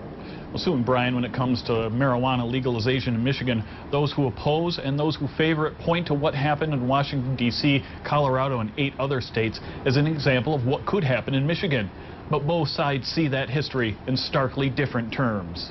The black market is still thriving in the states that have legalized marijuana, to the point where innocent neighborhoods have seen an influx of drug cartels pour into their neighborhoods and turn them upside down. The police and prosecutors today paint a dark picture of what could happen in Michigan if it approves decriminalization of recreational marijuana in November. This is not the kind of community that Ottawa County is used to. Those speaking today, those states that legalized, are seeing more kids using. More kids are being kicked out of school, and employers are unable to find workers because so many test positive for marijuana. This substance is something that impairs an individual's ability to work on a daily basis. They say there's been carnage on the road as people test positive for marijuana after they've been in crashes. Drugged driving. Drug driving kills people. Drug driving injures people, and that is going to increase. It's already increasing. The prosecutors provide documented evidence to prove their case. and those who support legalization can provide equally compelling evidence that legalization has benefited residents of those states where it happened. First, let's look at the states that have legalized. We're not seeing that. You know, the criminal justice system has been built off marijuana criminalization for a long time. Proponents of legalization say they've looked at what happened in other states and designed the Michigan proposal to be better. Where we're checking IDs, where we have surveillance, where we have the state looking at us, we'll close the black market down. That amount of work, that's going to change the landscape. The revenue that the state of Michigan is going to take in is going to be phenomenal. Right now, polling shows strong support for Proposal 1, but whether that will last through November remains to be seen. In studio control, Barton Dieters, 24-Hour News 8. Okay, Rod, we're going to take you back to Decision 2018 now. And in addition to the races for state office, you'll also be voting on 3 different ballot proposals, the first of which is the legalization of recreational marijuana. Earlier today, law enforcement officials in Roseville held a news conference urging residents to vote against the proposal. Larry Spruill was at the meeting and joins us with more on what Roseville police had to say. Well, legalizing recreational marijuana is bigger than checking the yes box or the no box. And today I heard from voters on both sides of this issue. It's a topic that has a lot of people talking, and voters have been discussing this for a while. We're talking about Proposal 1. Should we or should we not legalize marijuana? Monday, a group of law enforcement officials, attorneys, and politicians met at Pastor Charles Winfield's church, the Fresh Start Ministries church, to state their opinions. They easily say a loud and bold no to that question. And you're going to have surplus marijuana from the growers. It's just a fact. Roseville Chief of Police James Berlin tells me this proposal is just all around bad and will cause more problems, especially with drug dealers. So we're not going to get rid of the street-level dealers. We're just going to change the marketing strategy taken forth by these folks. But Paul Talinda disagrees. He believes people will accept marijuana just like they did alcohol. We have made alcohol a regular part of our society, and we have allowed people to deal with it responsibly. If they can't, there are punishments. If they are unable to do so on their own, there's support. Monday, former police officer Howard Woodridge stood outside the church with his signs. He too agrees that marijuana should be legal, but says we should address the bigger picture also. Nobody really goes to jail for simple possession. You try getting a job, so you're not been arrested for marijuana, and it counts as an arrest. But in the end, you, the voter, have the final say-so. And so the question still remains, should we legalize marijuana? That question will be answered by you, the voter, on November 6th. We're live tonight. Larry Spruill, Local 4. In about 8 days. All right, Larry, thanks. A developmental condition that affects how people perceive the world and interact with others. We are talking about autism. A bill in the South Carolina State House could help people living with the disorder. News 2's Macy McLeod spoke with a mother who wants medical marijuana approved in this state to help her daughter diagnosed with autism. A wide span of conditions, from glaucoma to PTSD to cerebral palsy. Today is World Autism Awareness Day, and autism falls under the category of neurological diseases and disorders which could receive a prescription for medical cannabis.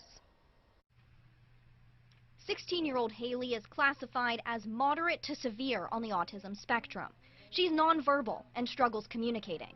We're really working on typing a little bit more. So that her world can open up a little bit more to us. Haley is starting to use an app to improve some of those skills. This app, it will speak for her. She presses the button and it repeats what she typed.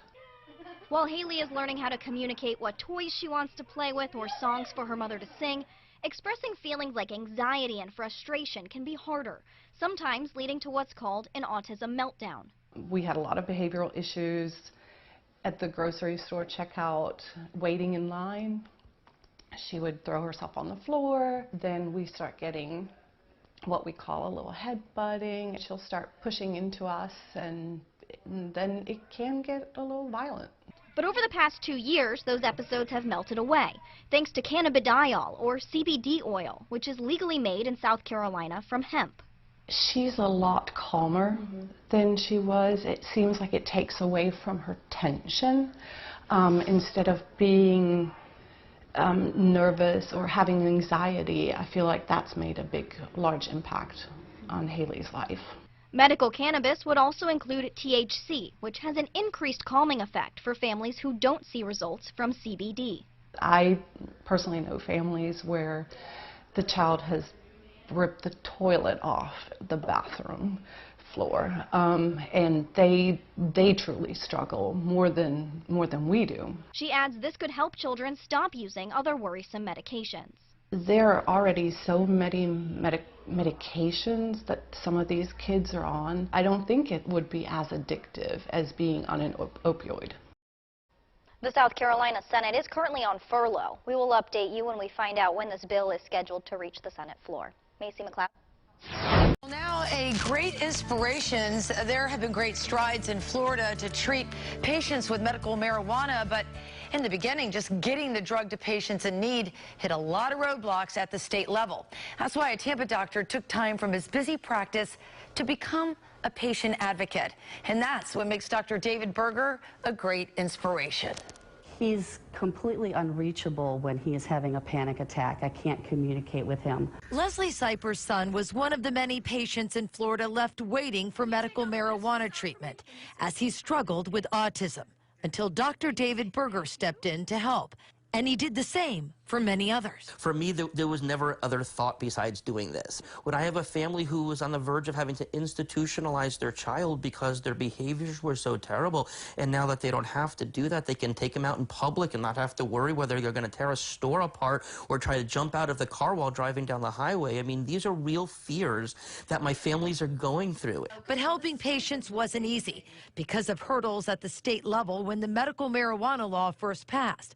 So Dr. Berger made several trips to Tallahassee to educate lawmakers, and today there is change. We put close to 1,000 patients now into the state registry, and we're just getting fantastic feedback that, quite honestly, I don't have any other single treatment that I've done in my entire medical practice over the last 20 years that I've gotten more feedback from that it's helping and that it's being tolerated. Fighting for patients' rights makes Dr. David Berger a great inspiration.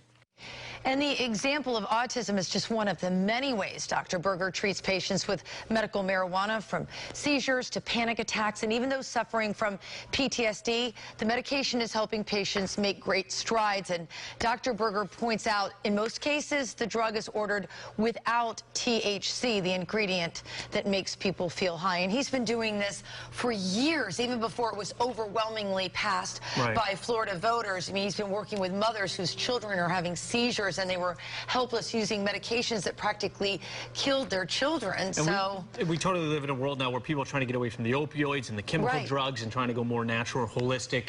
This may be the answer to that. Yeah, and he says the quality here in Florida is incredible.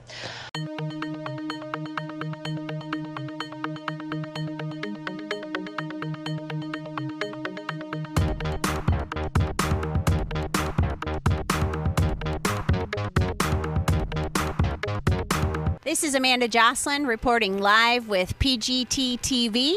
We are at the Lansing State Capitol today, and as you can see behind me, we have a group of protesters, and they're protesting Governor Whitmer's stay-at-home order. So we are here as a neutral party. We're just going to come on through here and check out why people are here and what they've got to say to the governor. We are about ready to storm the Capitol. As you can see, we've got a group formed out here, and we're on the Capitol steps right now, and we're making our way across and interviewing folks to find out why they're here and what message they'd like to send to Governor Whitmer. We are here with one of the protesters today, and what we'd like to find out is, first of all, what's your name? My name is Rob, sorry. My friends call me Duckman. Duckman. So what brings you here today with your furry little friend? We're absolutely tired of watching friends that own businesses unable to open business and operate because they're deemed non-essential by Governor Whitmer, and she needs to reopen. If we can all go to Walmart, we can all go to small businesses and practice social distancing safely. So how has this affected you personally as, you know, of course, the stay-at-home orders have affected various. Well, I was not allowed to go to my house in Upper Michigan to check on my property and pay my taxes and get my lawn and stuff in order, you know. So that was one way I was affected, but I'm more affected watching friends struggle because they're down 40 to 60% business-wise where they were last year this time. And they're essential. They're automotive repair shops because nobody's driving. Nobody's going out, and a lot of people don't have income. They're waiting on unemployment.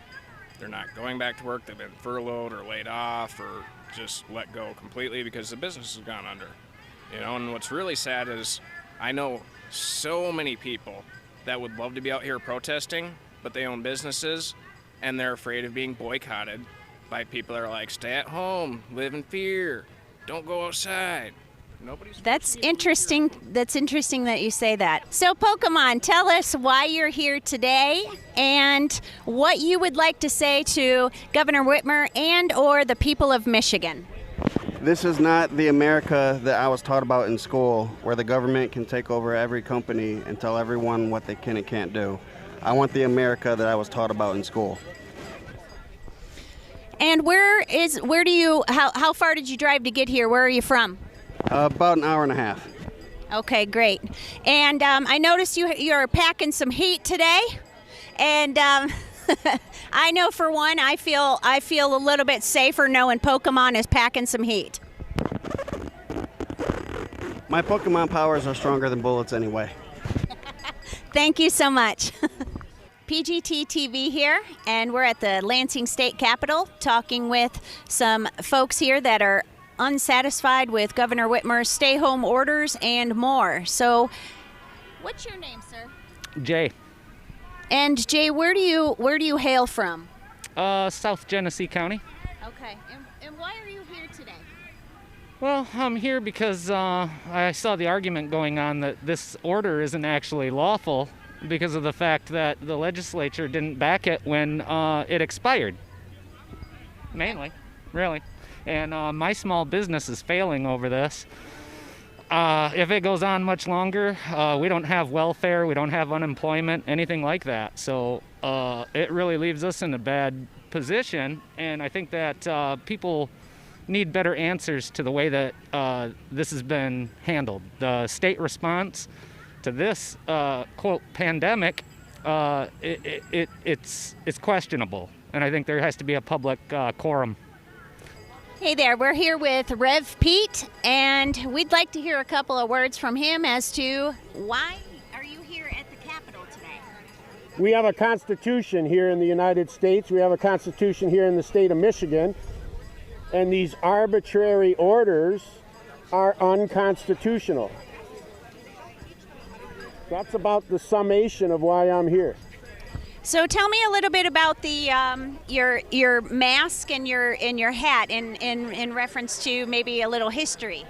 Well, the fact of the matter is that I object to the idea that I'm being forced to wear a mask. So I actually made this mask in protest, because if you are going to tell me I have to wear a mask, I'll wear a freaking mask. I'll give you a mask. You want a mask? I got a mask for you, right? This is the United States. We don't have a dictator here in the state of Michigan. She seems to think that she is in a position to be that dictator. We, the people, are here to say she's wrong. And civil disobedience is a tenet of the Constitution of the United States of America. When a law becomes unconstitutional, it is an American patriot's duty to defy that law, not to comply. No? Okay.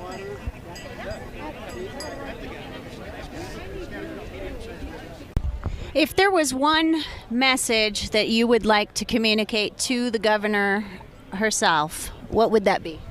Compromise. I think that we can open up safely, and we can meet halfway.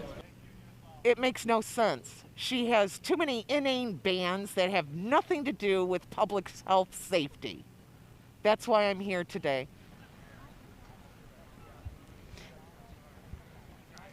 Hey folks, it's Amanda with PGT TV, and we're here at the Capitol where there are protesters protesting Governor Whitmer's stay-home order.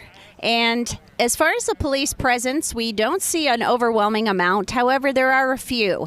We see some over here to the left-hand side of me. There's a few to the right, and then there's some over to the, I'd say maybe 3 o'clock region. But other than that, everything seems to be extremely cordial. There are some police presence behind the Capitol doors to just secure the entrance. No one is able to get in or out. The crowds are fairly light today, but we have received a lot of folks that are very open and willing to have a conversation about the reasons they're here and any messages they may have for the governor. Stay tuned, and we're going to be broadcasting live tonight, 8 o'clock.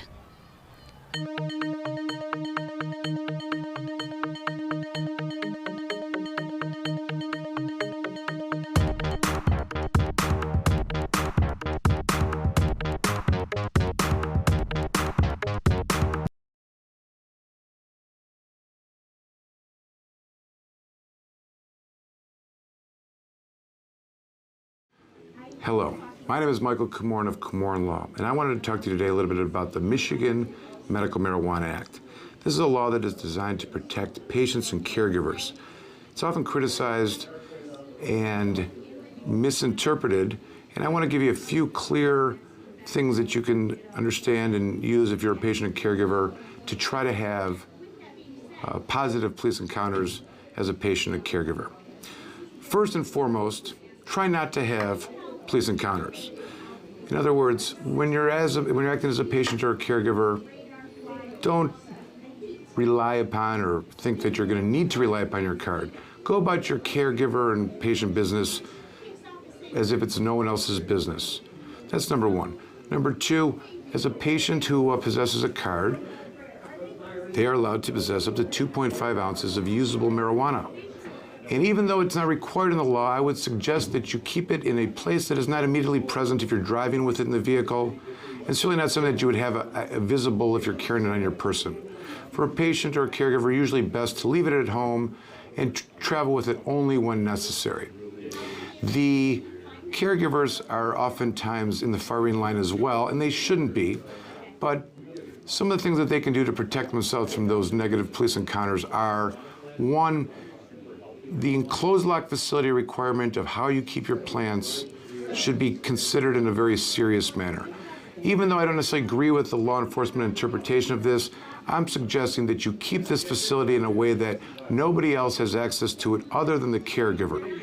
Secondly, caregivers are allowed to possess 2.5 ounces of usable marijuana per each patient that they are caregiving for, and that number maximum will be not more than 5 patients. So the most amount of marijuana that a caregiver could be possessing is not more than 15 ounces of usable marijuana, and I'm talking about flower. The weights and volume limitations for marijuana-infused products is different weights, which we can talk about on another day. But most importantly, and the thing that patients and caregivers are oftentimes confused about, is that the delivery and transferring or selling of marijuana can happen in only one direction in order for the immunity to be applicable. That means that a caregiver can only sell, transfer, deliver marijuana to their specific patient to who is enumerated on that caregiver's card. And this would be not more than 5 patients in total. On the other hand, and just to make things very, very clear, the patient who may be on the back of the card of the caregiver can acquire cannabis from that caregiver or anybody else for that matter, even from unlawful or illegal places, because the right of a patient to possess marijuana is a right that exists within the law, and there's no limitations to that. In short, the Michigan Medical Marijuana Act is intended to protect patients and caregivers for the medical use of marijuana. It's a very broadly written definition within the Michigan Medical Marijuana Act, and that's its intention. And just to expand a little bit on the requirements for a caregiver to be protected under the Michigan Medical Marijuana Act, there's a definition which is known as the enclosed lock facility.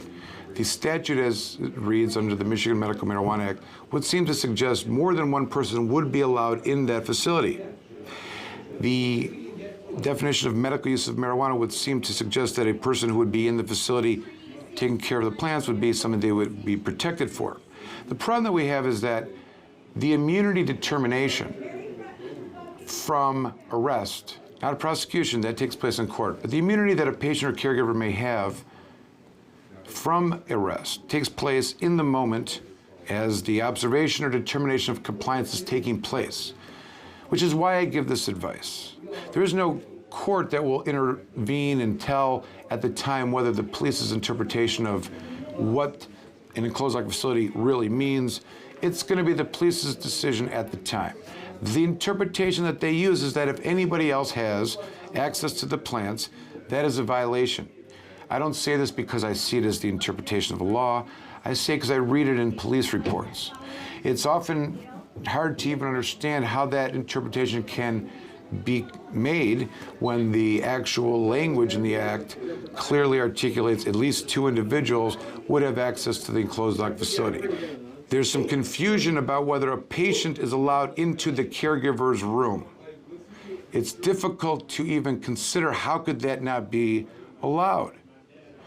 The caregiver is caring for that particular patient. I'm telling you, despite my indifference to this interpretation and disagreement to it, the patient of the caregiver should not enter the enclosed locked facility where that patient's marijuana plants are being grown, because the law enforcement community is interpreting that to mean that you are not immune, those plants will be taken down, your immunity will be vitiated, and then you're subject to all the forfeiture penalties that exist under the Public Health Code. So my advice is, even though I disagree, take steps to be aware of these things that I'm telling you and avoid circumstances that are going to show evidence or appear that anyone other than the caregiver who's taking care of those plants is the only one who has access to the room where the plants are being grown. In other words, no patients at any time of that caregiver or anybody else should be entering the room. If you follow that advice, you should have more positive police encounters. To stay out of trouble, follow those tips that I've laid forth today, and remember to have your card on you at all times, and most importantly, try not to have police encounters. If you do, however, remember to call Komorn Law, 1-800-656-3557, and we'll take on your fight for you.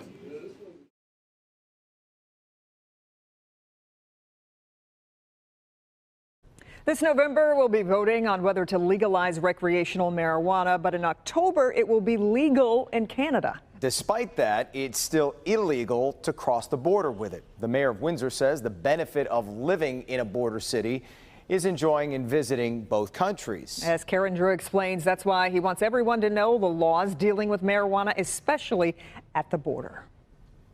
Living in a border city, we have the benefit of enjoying 2 different countries. In a matter of months, though, when we visit Canada, marijuana will be legal, but U.S. law still applies at the border.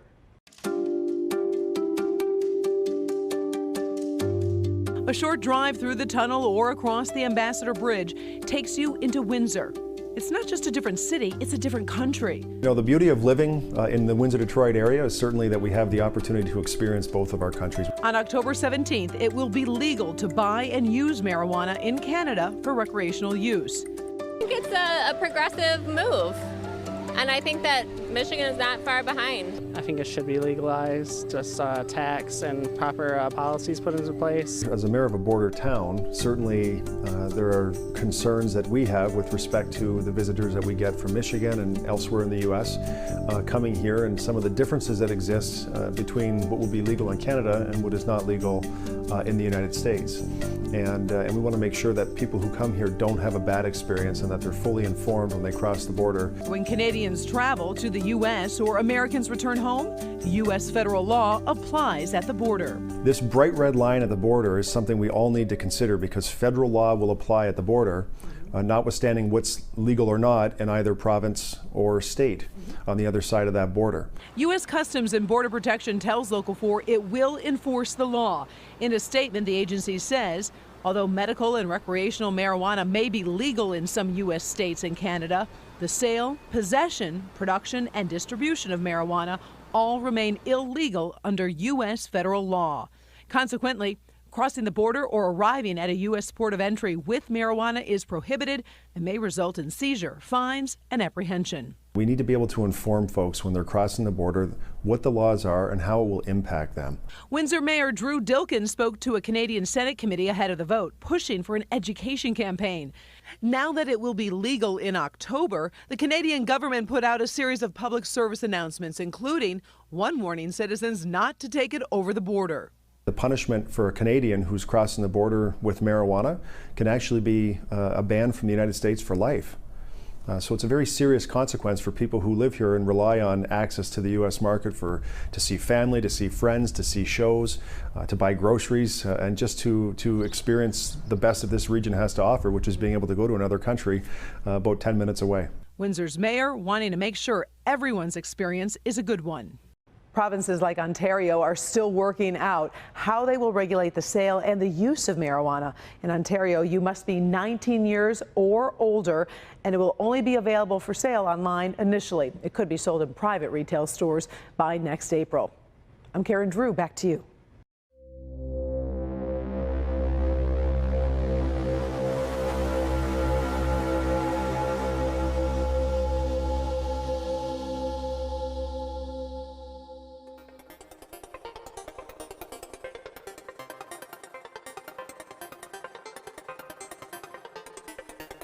Hello, my name is Michael Komorn of Komorn Law, PLLC. Today I want to talk to you about the Fourth Amendment, or as what we sometimes discuss in my office, the challenges of being a criminal defense lawyer and practicing law in Michigan when there is no Fourth Amendment. Why do I say this? Well, this topic comes up quite a bit in our practice as it relates to medical marijuana patients and caregivers that are cultivating marijuana for medical use, and the interplay that it has with the Fourth Amendment, which protects citizens against unlawful searches and seizures. Michigan has not been advanced on the protections of citizens in their home or vehicles or traveling, walking around on foot. And this is exemplified in the way in which the courts have dealt with medical marijuana patients and caregivers who are cultivating marijuana and the Fourth Amendment. The one case on point, and this is important to understand the issues that interplay here, rejects the premise that a patient or caregiver who is cultivating marijuana and is authorized by the state to do so has any protections above and beyond the existing law prior to the Michigan Medical Marijuana Act. What do I mean by that? Well, traditionally, law enforcement officers, when they're seeking a search warrant, need to provide probable cause of a possible crime taking place at a location that they want to search and seize property in. They will articulate in the affidavit the evidence or observations that they've made. These usually include things such as snow melting on the roof. They'll do a trash pull.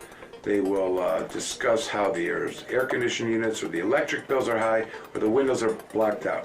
They're all traditional things by which you'd find in any affidavit regarding an investigation for quote-unquote illegal marijuana cultivation. Now, all those things that I just mentioned are things that are authorized by the state for patients and caregivers to do and engage in. In other words, the definitions outlined in the Michigan Medical Marijuana Act and the specific protections for the medical use of marijuana unequivocally include making the smell of marijuana, burning energy to grow your plants, the snow melting on the roof, and even discarding things associated with that. However, when given the chance to rule on this and protect the class of people that we're talking about here, the Court of Appeals instead decided to punt. And the only case addressing the Fourth Amendment to date, in the matter of the state of Michigan versus Anthony Brown, the Court of Appeals said no. Law enforcement does not need to determine whether a suspect or a house that they want to get into is a patient or caregiver, first because purportedly they can't get into the registry because it's private to learn these things, and secondly, as has happened in many cases by our courts, the court has found that the MMA did not alter, amend, or change in any way the public health code, which are the laws that prohibit any marijuana activity. Instead, the MMA only provided, according to these opinions, protections for a limited group of people, small class of people. And that's the status of the law to date, and the only case law that commands this area. And that's why we say that it's oftentimes difficult to practice criminal defense when there's no Fourth Amendment, because the Court of Appeals has completely ignored the state authorized behavior as being something that is lawful and has allowed rulings to stand where that same authorized behavior is deemed probable cause of a crime. Why is this important? Because, as we find in our practice, there's often times where there are police encounters with individuals that are patients and caregivers. The information I just described is very important for you to understand why the advice I am purporting you should consider is a proper path when you have a police encounter. Now, because of the fact that law enforcement has no duty to determine whether or not you're a patient or caregiver, as they may be investigating you because of a tip that it smells or some other occurrence that brings the attention of the police to your house. If you have an encounter with them, the most important thing for you to understand is that you should not make any statements other than what I'm about to tell you. That is to say, when you have law enforcement encounters and you're being investigated and you sense that they're trying to extrapolate information from you, or it's even a friendly encounter at a road stop, remember, anything you say will be used against you. So use your words carefully if you are going to, but best bet is to not say anything at all. Now, if you have this kind of encounter at your residence, where the police knock on your door and tell you that they're there because they got a complaint about marijuana, the first thing I advise you is remember, don't talk, don't say anything, other than the following. You should be prepared and have near the front door and have accessible to you at times when this kind of event is taking place, to be prepared to hand to the officers that may be there at the door your medical marijuana patient or caregiver cards. While you're doing this, you should be contemplating the ability to record this event. Maybe turn your phone on and record, take a picture of it. But the way it should go down is conceptualizing, being able to take the cards, hand them to the officer, and videotape or take a photograph of that particular transfer. This is evidence you're collecting of your compliance. And when you hand it to them, you should say the following words. My lawyers told me not to talk without him or her being here. And my lawyers told me I shouldn't answer any questions. My lawyers told me I should not consent to any searches without a search warrant. My lawyer also told me to give you my medical marijuana cards so you know that I'm a patient or caregiver and in compliance with the Michigan Medical Marijuana Act. And that is it. Nothing else should be said. You should leave this event with a photograph or hopefully a movie of some kind. And that is how you should respond to encounters where there's a knock, what's often described as a knock and talk, or the police appear at your front door. Also important is do not let them into the house under any circumstances. Speak to them through the door, and if you're going to hand them any documentation, you should step outside, closing the door behind you, making it clear that you are not giving them any entry or access to your house. Additionally, and most important, is the following. If you are a patient or caregiver and have an encounter with law enforcement, understand that they have no legal authority whatsoever to do a compliance check. More and more we are hearing that drug task forces are appearing at people's residences and getting consent to search the residence under the pretext that they're going to do a compliance check. Understand that this is a falsity and a method by which law enforcement is using to get into the location, which is a false premise. Let me make it clear. There's no legal authority for drug task forces to determine your compliance or check for your compliance as a medical marijuana patient or caregiver possessing plants. Don't let them fool you and consent to this search. It will not work to your advantage in most situations. And finally, this advice is advice that is gleaned from experiences that I've had with the law enforcement community as it relates to patients and caregivers. There are some, I understand, positive law enforcement encounters that exist and have existed. My advice is not based on those scenarios. They're based on the people that have called their office and have had negative interactions with law enforcement that resulted in felony charges and what patients or caregivers believe would be behavior that would be immune from arrest, prosecution, and forfeiture in the seizure of all your property. Instead, they found themselves in court. Based on those calls, those clients, and those experiences is where the advice that I'm proffering you to consider, that's where it comes from. And just to summarize, I don't believe we're at a state yet where we're trustworthy of the law enforcement community to, or give them the authority to be the judges of compliance.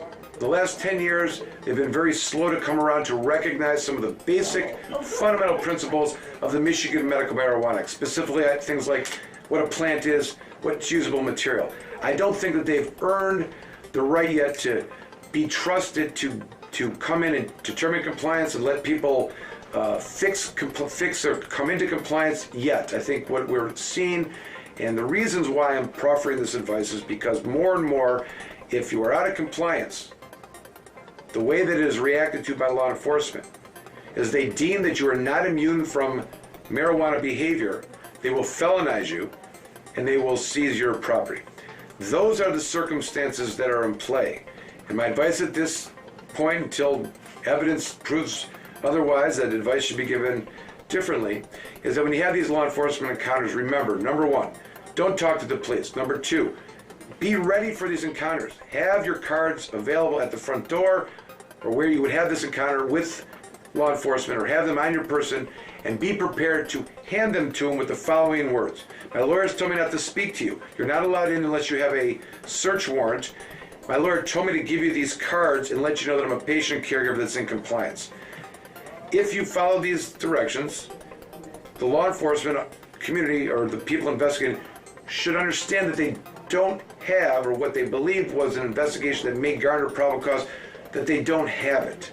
That exchange, the way I describe it, should minimize their thoughts and or concerns regarding a crime taking place. In other words, the smell of marijuana, if that's a crime, which is deemed so, or suspicion of a crime, that is alleviated upon the presentation of the card. And the probable cause that they may have thought that they had to get a search warrant would not be there if, in fact, the officers are honest, and you would have the picture and photograph or small video, short video of the encounter where you handed them the cards. And they would have no reason to think that there's just a smell of illegal marijuana, when in fact, after this encounter, they would know that you are a patient or a caregiver, thus vitiating what would be suspicion of a crime. I think following those principles and being ready for them is advice that will help you in the long run, and hopefully create a positive police encounter, or at least create a situation that, should the police respond negatively to you, you'll be in the best position to defend the search or attack the search as illegal. My name is Michael Komorn of Komorn Law. Thanks for listening.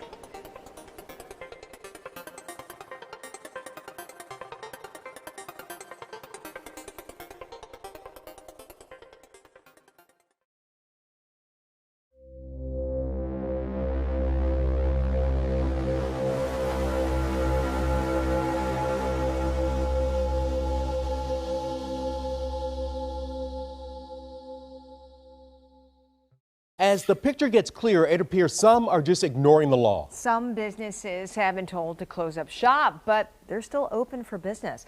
7 Action News reporter Matthew Smith is joining us live to explain more about this. Matt, how does this happen? Well, I think you guys said it best. There's kind of this legal gray area that just extended for a long period of time, and it created a lot of confusion. Now, you have to have a license in order to sell medical marijuana in the state of Michigan. That's the law, right? This is the law that came in after a lot of these places actually opened up. Here's the thing, the process is so long to get licensed, no one has one. But there have been some emergency rules put in place that allow some shops to be open, while others have already been told they need to close up shop. If you drive up and down Detroit's busiest streets, it's not hard to spot pot shops. But many have shut down in recent months after cease and desist orders began to come from Michigan's regulatory arm. To be honest, I'm not going to answer any questions. We're going to be all set. But some, like this shop, the Detroit Clinic, appear on a list published by the state. Readily available online for all to see, it shows more than 150 Detroit businesses they've issued cease and desist letters to. They're not alone either. Across town, this store, the Greenleaf Extended Care, had more than a dozen customers in less than 10 minutes while I was there. They'll admit to selling pot, but if you ask about that cease and desist letter... I'm not the owner, so you have to ask the owner. So. You're not the... Is he here? No, he's not here right now. They've got little to say.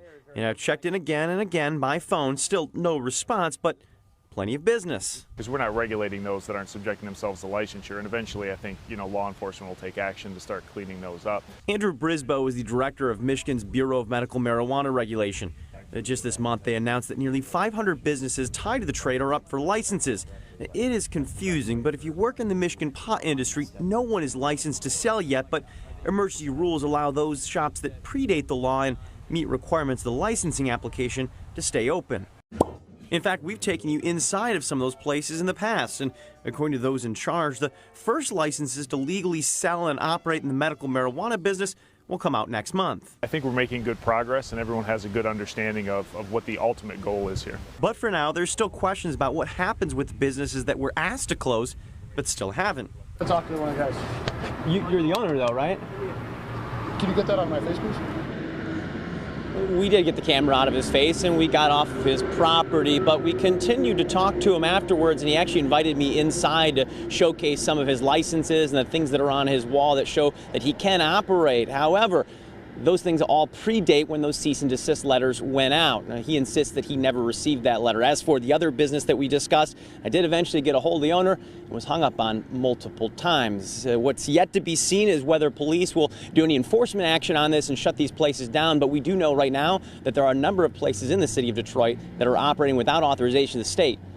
We'll have to wait and see what happens next. For now, we're live in Detroit's West Side. I'm Matthew Smith, 7 Action News. Yeah, that does sound like a real gray area all over the place here. Right. Waiting to see what happens. We'll check in with you in just a little bit. Thank you, Matthew.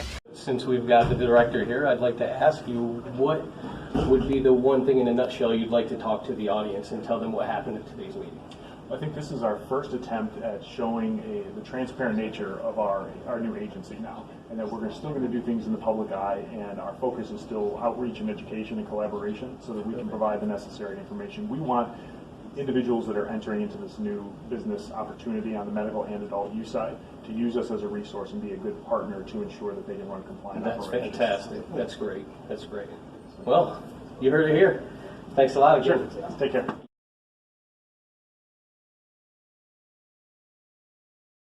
So my name is Anthony Portelli, happily married with 5 kids, got a master's degree in computer engineering.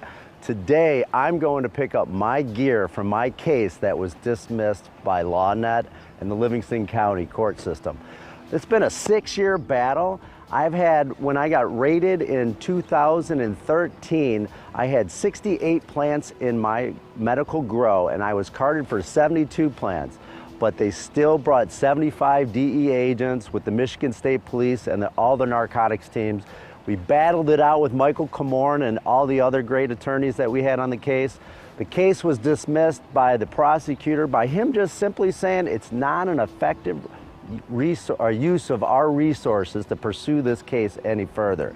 So today we are going to fill this semi-truck up with all of the equipment that they have stolen from me for the last 6 years through forfeiture. I'm also getting my money back, but more importantly, it's a good win in the chapter column where we, as people moving this movement forward, have seriously put a dent into legalizing cannabis, and we're showing the court systems and law enforcement that medical marijuana has an appropriate use for the right people in our community.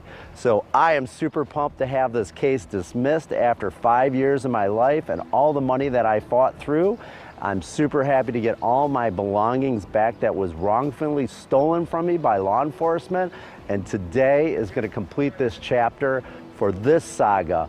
But I am dedicated to cannabis and making it even a better movement going forward. So looking forward to getting my gear back. Thank you so much, brother. Boo! Selling marijuana is still illegal in Michigan and will remain so for many months to come. But giving marijuana away for free is perfectly legal under Proposal 1, but it has to be done the right way. 24 Hour News 8's Barton Dieters joins us after talking to an attorney and one of the architects of Proposal 1 to see what is and what isn't allowed. Bart? Well, Emily, marijuana can still get you in trouble with the law. Not as much trouble since Proposal 1, which downgraded many illegal marijuana-related acts from felonies to misdemeanors or even civil infractions. Still, there is a right way and a wrong way to do things in the new world of legal weed. It's right there in the law. Section 5, subsection 1, paragraph D. Adults older than 21 can give up to 2.5 ounces of marijuana to another person older than 21, as long as there is no form of payment. Let's say I'm one of those proponents, or I use adult recreational marijuana. I want my friends to come over for the evening and share with me. That does not violate the law. The law now allows for possession in a home of as much as 10 ounces or 12 plants, any one of which could exceed 10 ounces. But as long as you can prove you grew it, it's legal. But the reality is that all of the marijuana that exists in Michigan now had its origins as illegal drugs, which has forced Michiganders into a kind of don't ask, don't tell legal fiction. It's one of these fictions where you just say, look, we have to start somewhere. Let's start where we are. Let's give the regulator time to put the regulations and the application procedures in place. And in the meantime, if you possess marijuana, it's legal. And even if police want to know where the marijuana came from, we have a right not to incriminate ourselves. So if a police officer asks you where you got your marijuana, you say, with all due respect, Mr. Police Officer, I don't wish to answer that question. But as we can see, with prosecutors dismissing marijuana cases, law enforcement is having to come to terms with a reality they may not agree with. And frankly, I don't think the police are that interested in probing the source of a couple of ounces of marijuana in the possession of a regular citizen. I don't think that's what they're up to. The one source of marijuana that has been legal for the last 10 years is medical marijuana. But is it okay for those patients to share? The practical answer is, if a patient has marijuana and chooses to give some of it away, as long as they don't exceed the limits, I think they're fine. Now again, the key here is that it really has to be a gift. No money, nothing of value can be exchanged for marijuana until the state finally sets the rules for how and where businesses will be operating. That could take until next December. Live in studio, Barton Dieters, 24-Hour News 8. Emotional testimony today from a mother who says medical marijuana has improved her son's health more than she ever thought possible. It's our top story at 5. Thanks for joining us. I'm Lauren Thompson. There's an ongoing debate over what medical marijuana should be used for. Today, the Michigan Department of Licensing and Regulatory Affairs and the Bureau of Medical Marijuana Regulation held a public hearing in Lansing. Our Dana White was there and is here for you now in the studio. Now, Dana, this is an emotional topic for many people, isn't it? It is, Lauren. I spoke with one mother who says the use of medical marijuana has helped her son more than she ever thought possible. The purpose of this meeting was to give people a voice in their concerns over the need for certain medical conditions, including autism and anxiety, to be added to the list of medical conditions qualifying for medical marijuana treatment. Do you need me to make a phone call? That's it! Stop, Jaden! Stop it now! Before medical marijuana, Amy Carter had to calm her son Jaden at least 8 times a day. He is going on almost a year with no encounters with the police, which was kind of a regular thing for us. Jaden was diagnosed with autism when he was young, and Carter couldn't find the right medicine to work for him. But now after taking cannabis oil, Carter says Jaden is living a better life. Now he's saying, hey Mom, look at that bird. Isn't that a pretty color blue? He's communicating, he's talking about his future. I've never been able to care about what's outside, what is life, and now I can actually see and feel what other people feel. But Jaden isn't the only person who says medical marijuana has helped them. David Harns, who is the spokesperson for the Bureau of Medical Marijuana Regulation, says public hearings like these are needed to hear what the community has to say. You can only do so much in writing, right? You can turn in all the documents and all the paperwork, but it's good to hear from those who turned in that paperwork. As for Jaden's story, this mother says she'll continue to share in hopes that other kids get the same chance. I still am in awe on how well it worked for Jaden, and I feel that other families need that same opportunity here in Michigan. Today's meeting was only for public comment. The review panel will meet next Friday to review the petitions and vote to make recommendations on which medical conditions should be added to the Michigan Medical Marijuana Act.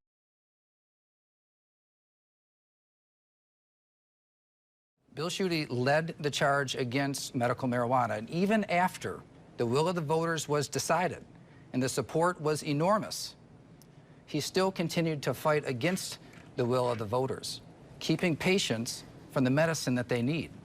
So I think it's important that we all speak up on what we think about this initiative. But when the voters have their say, their will must stand.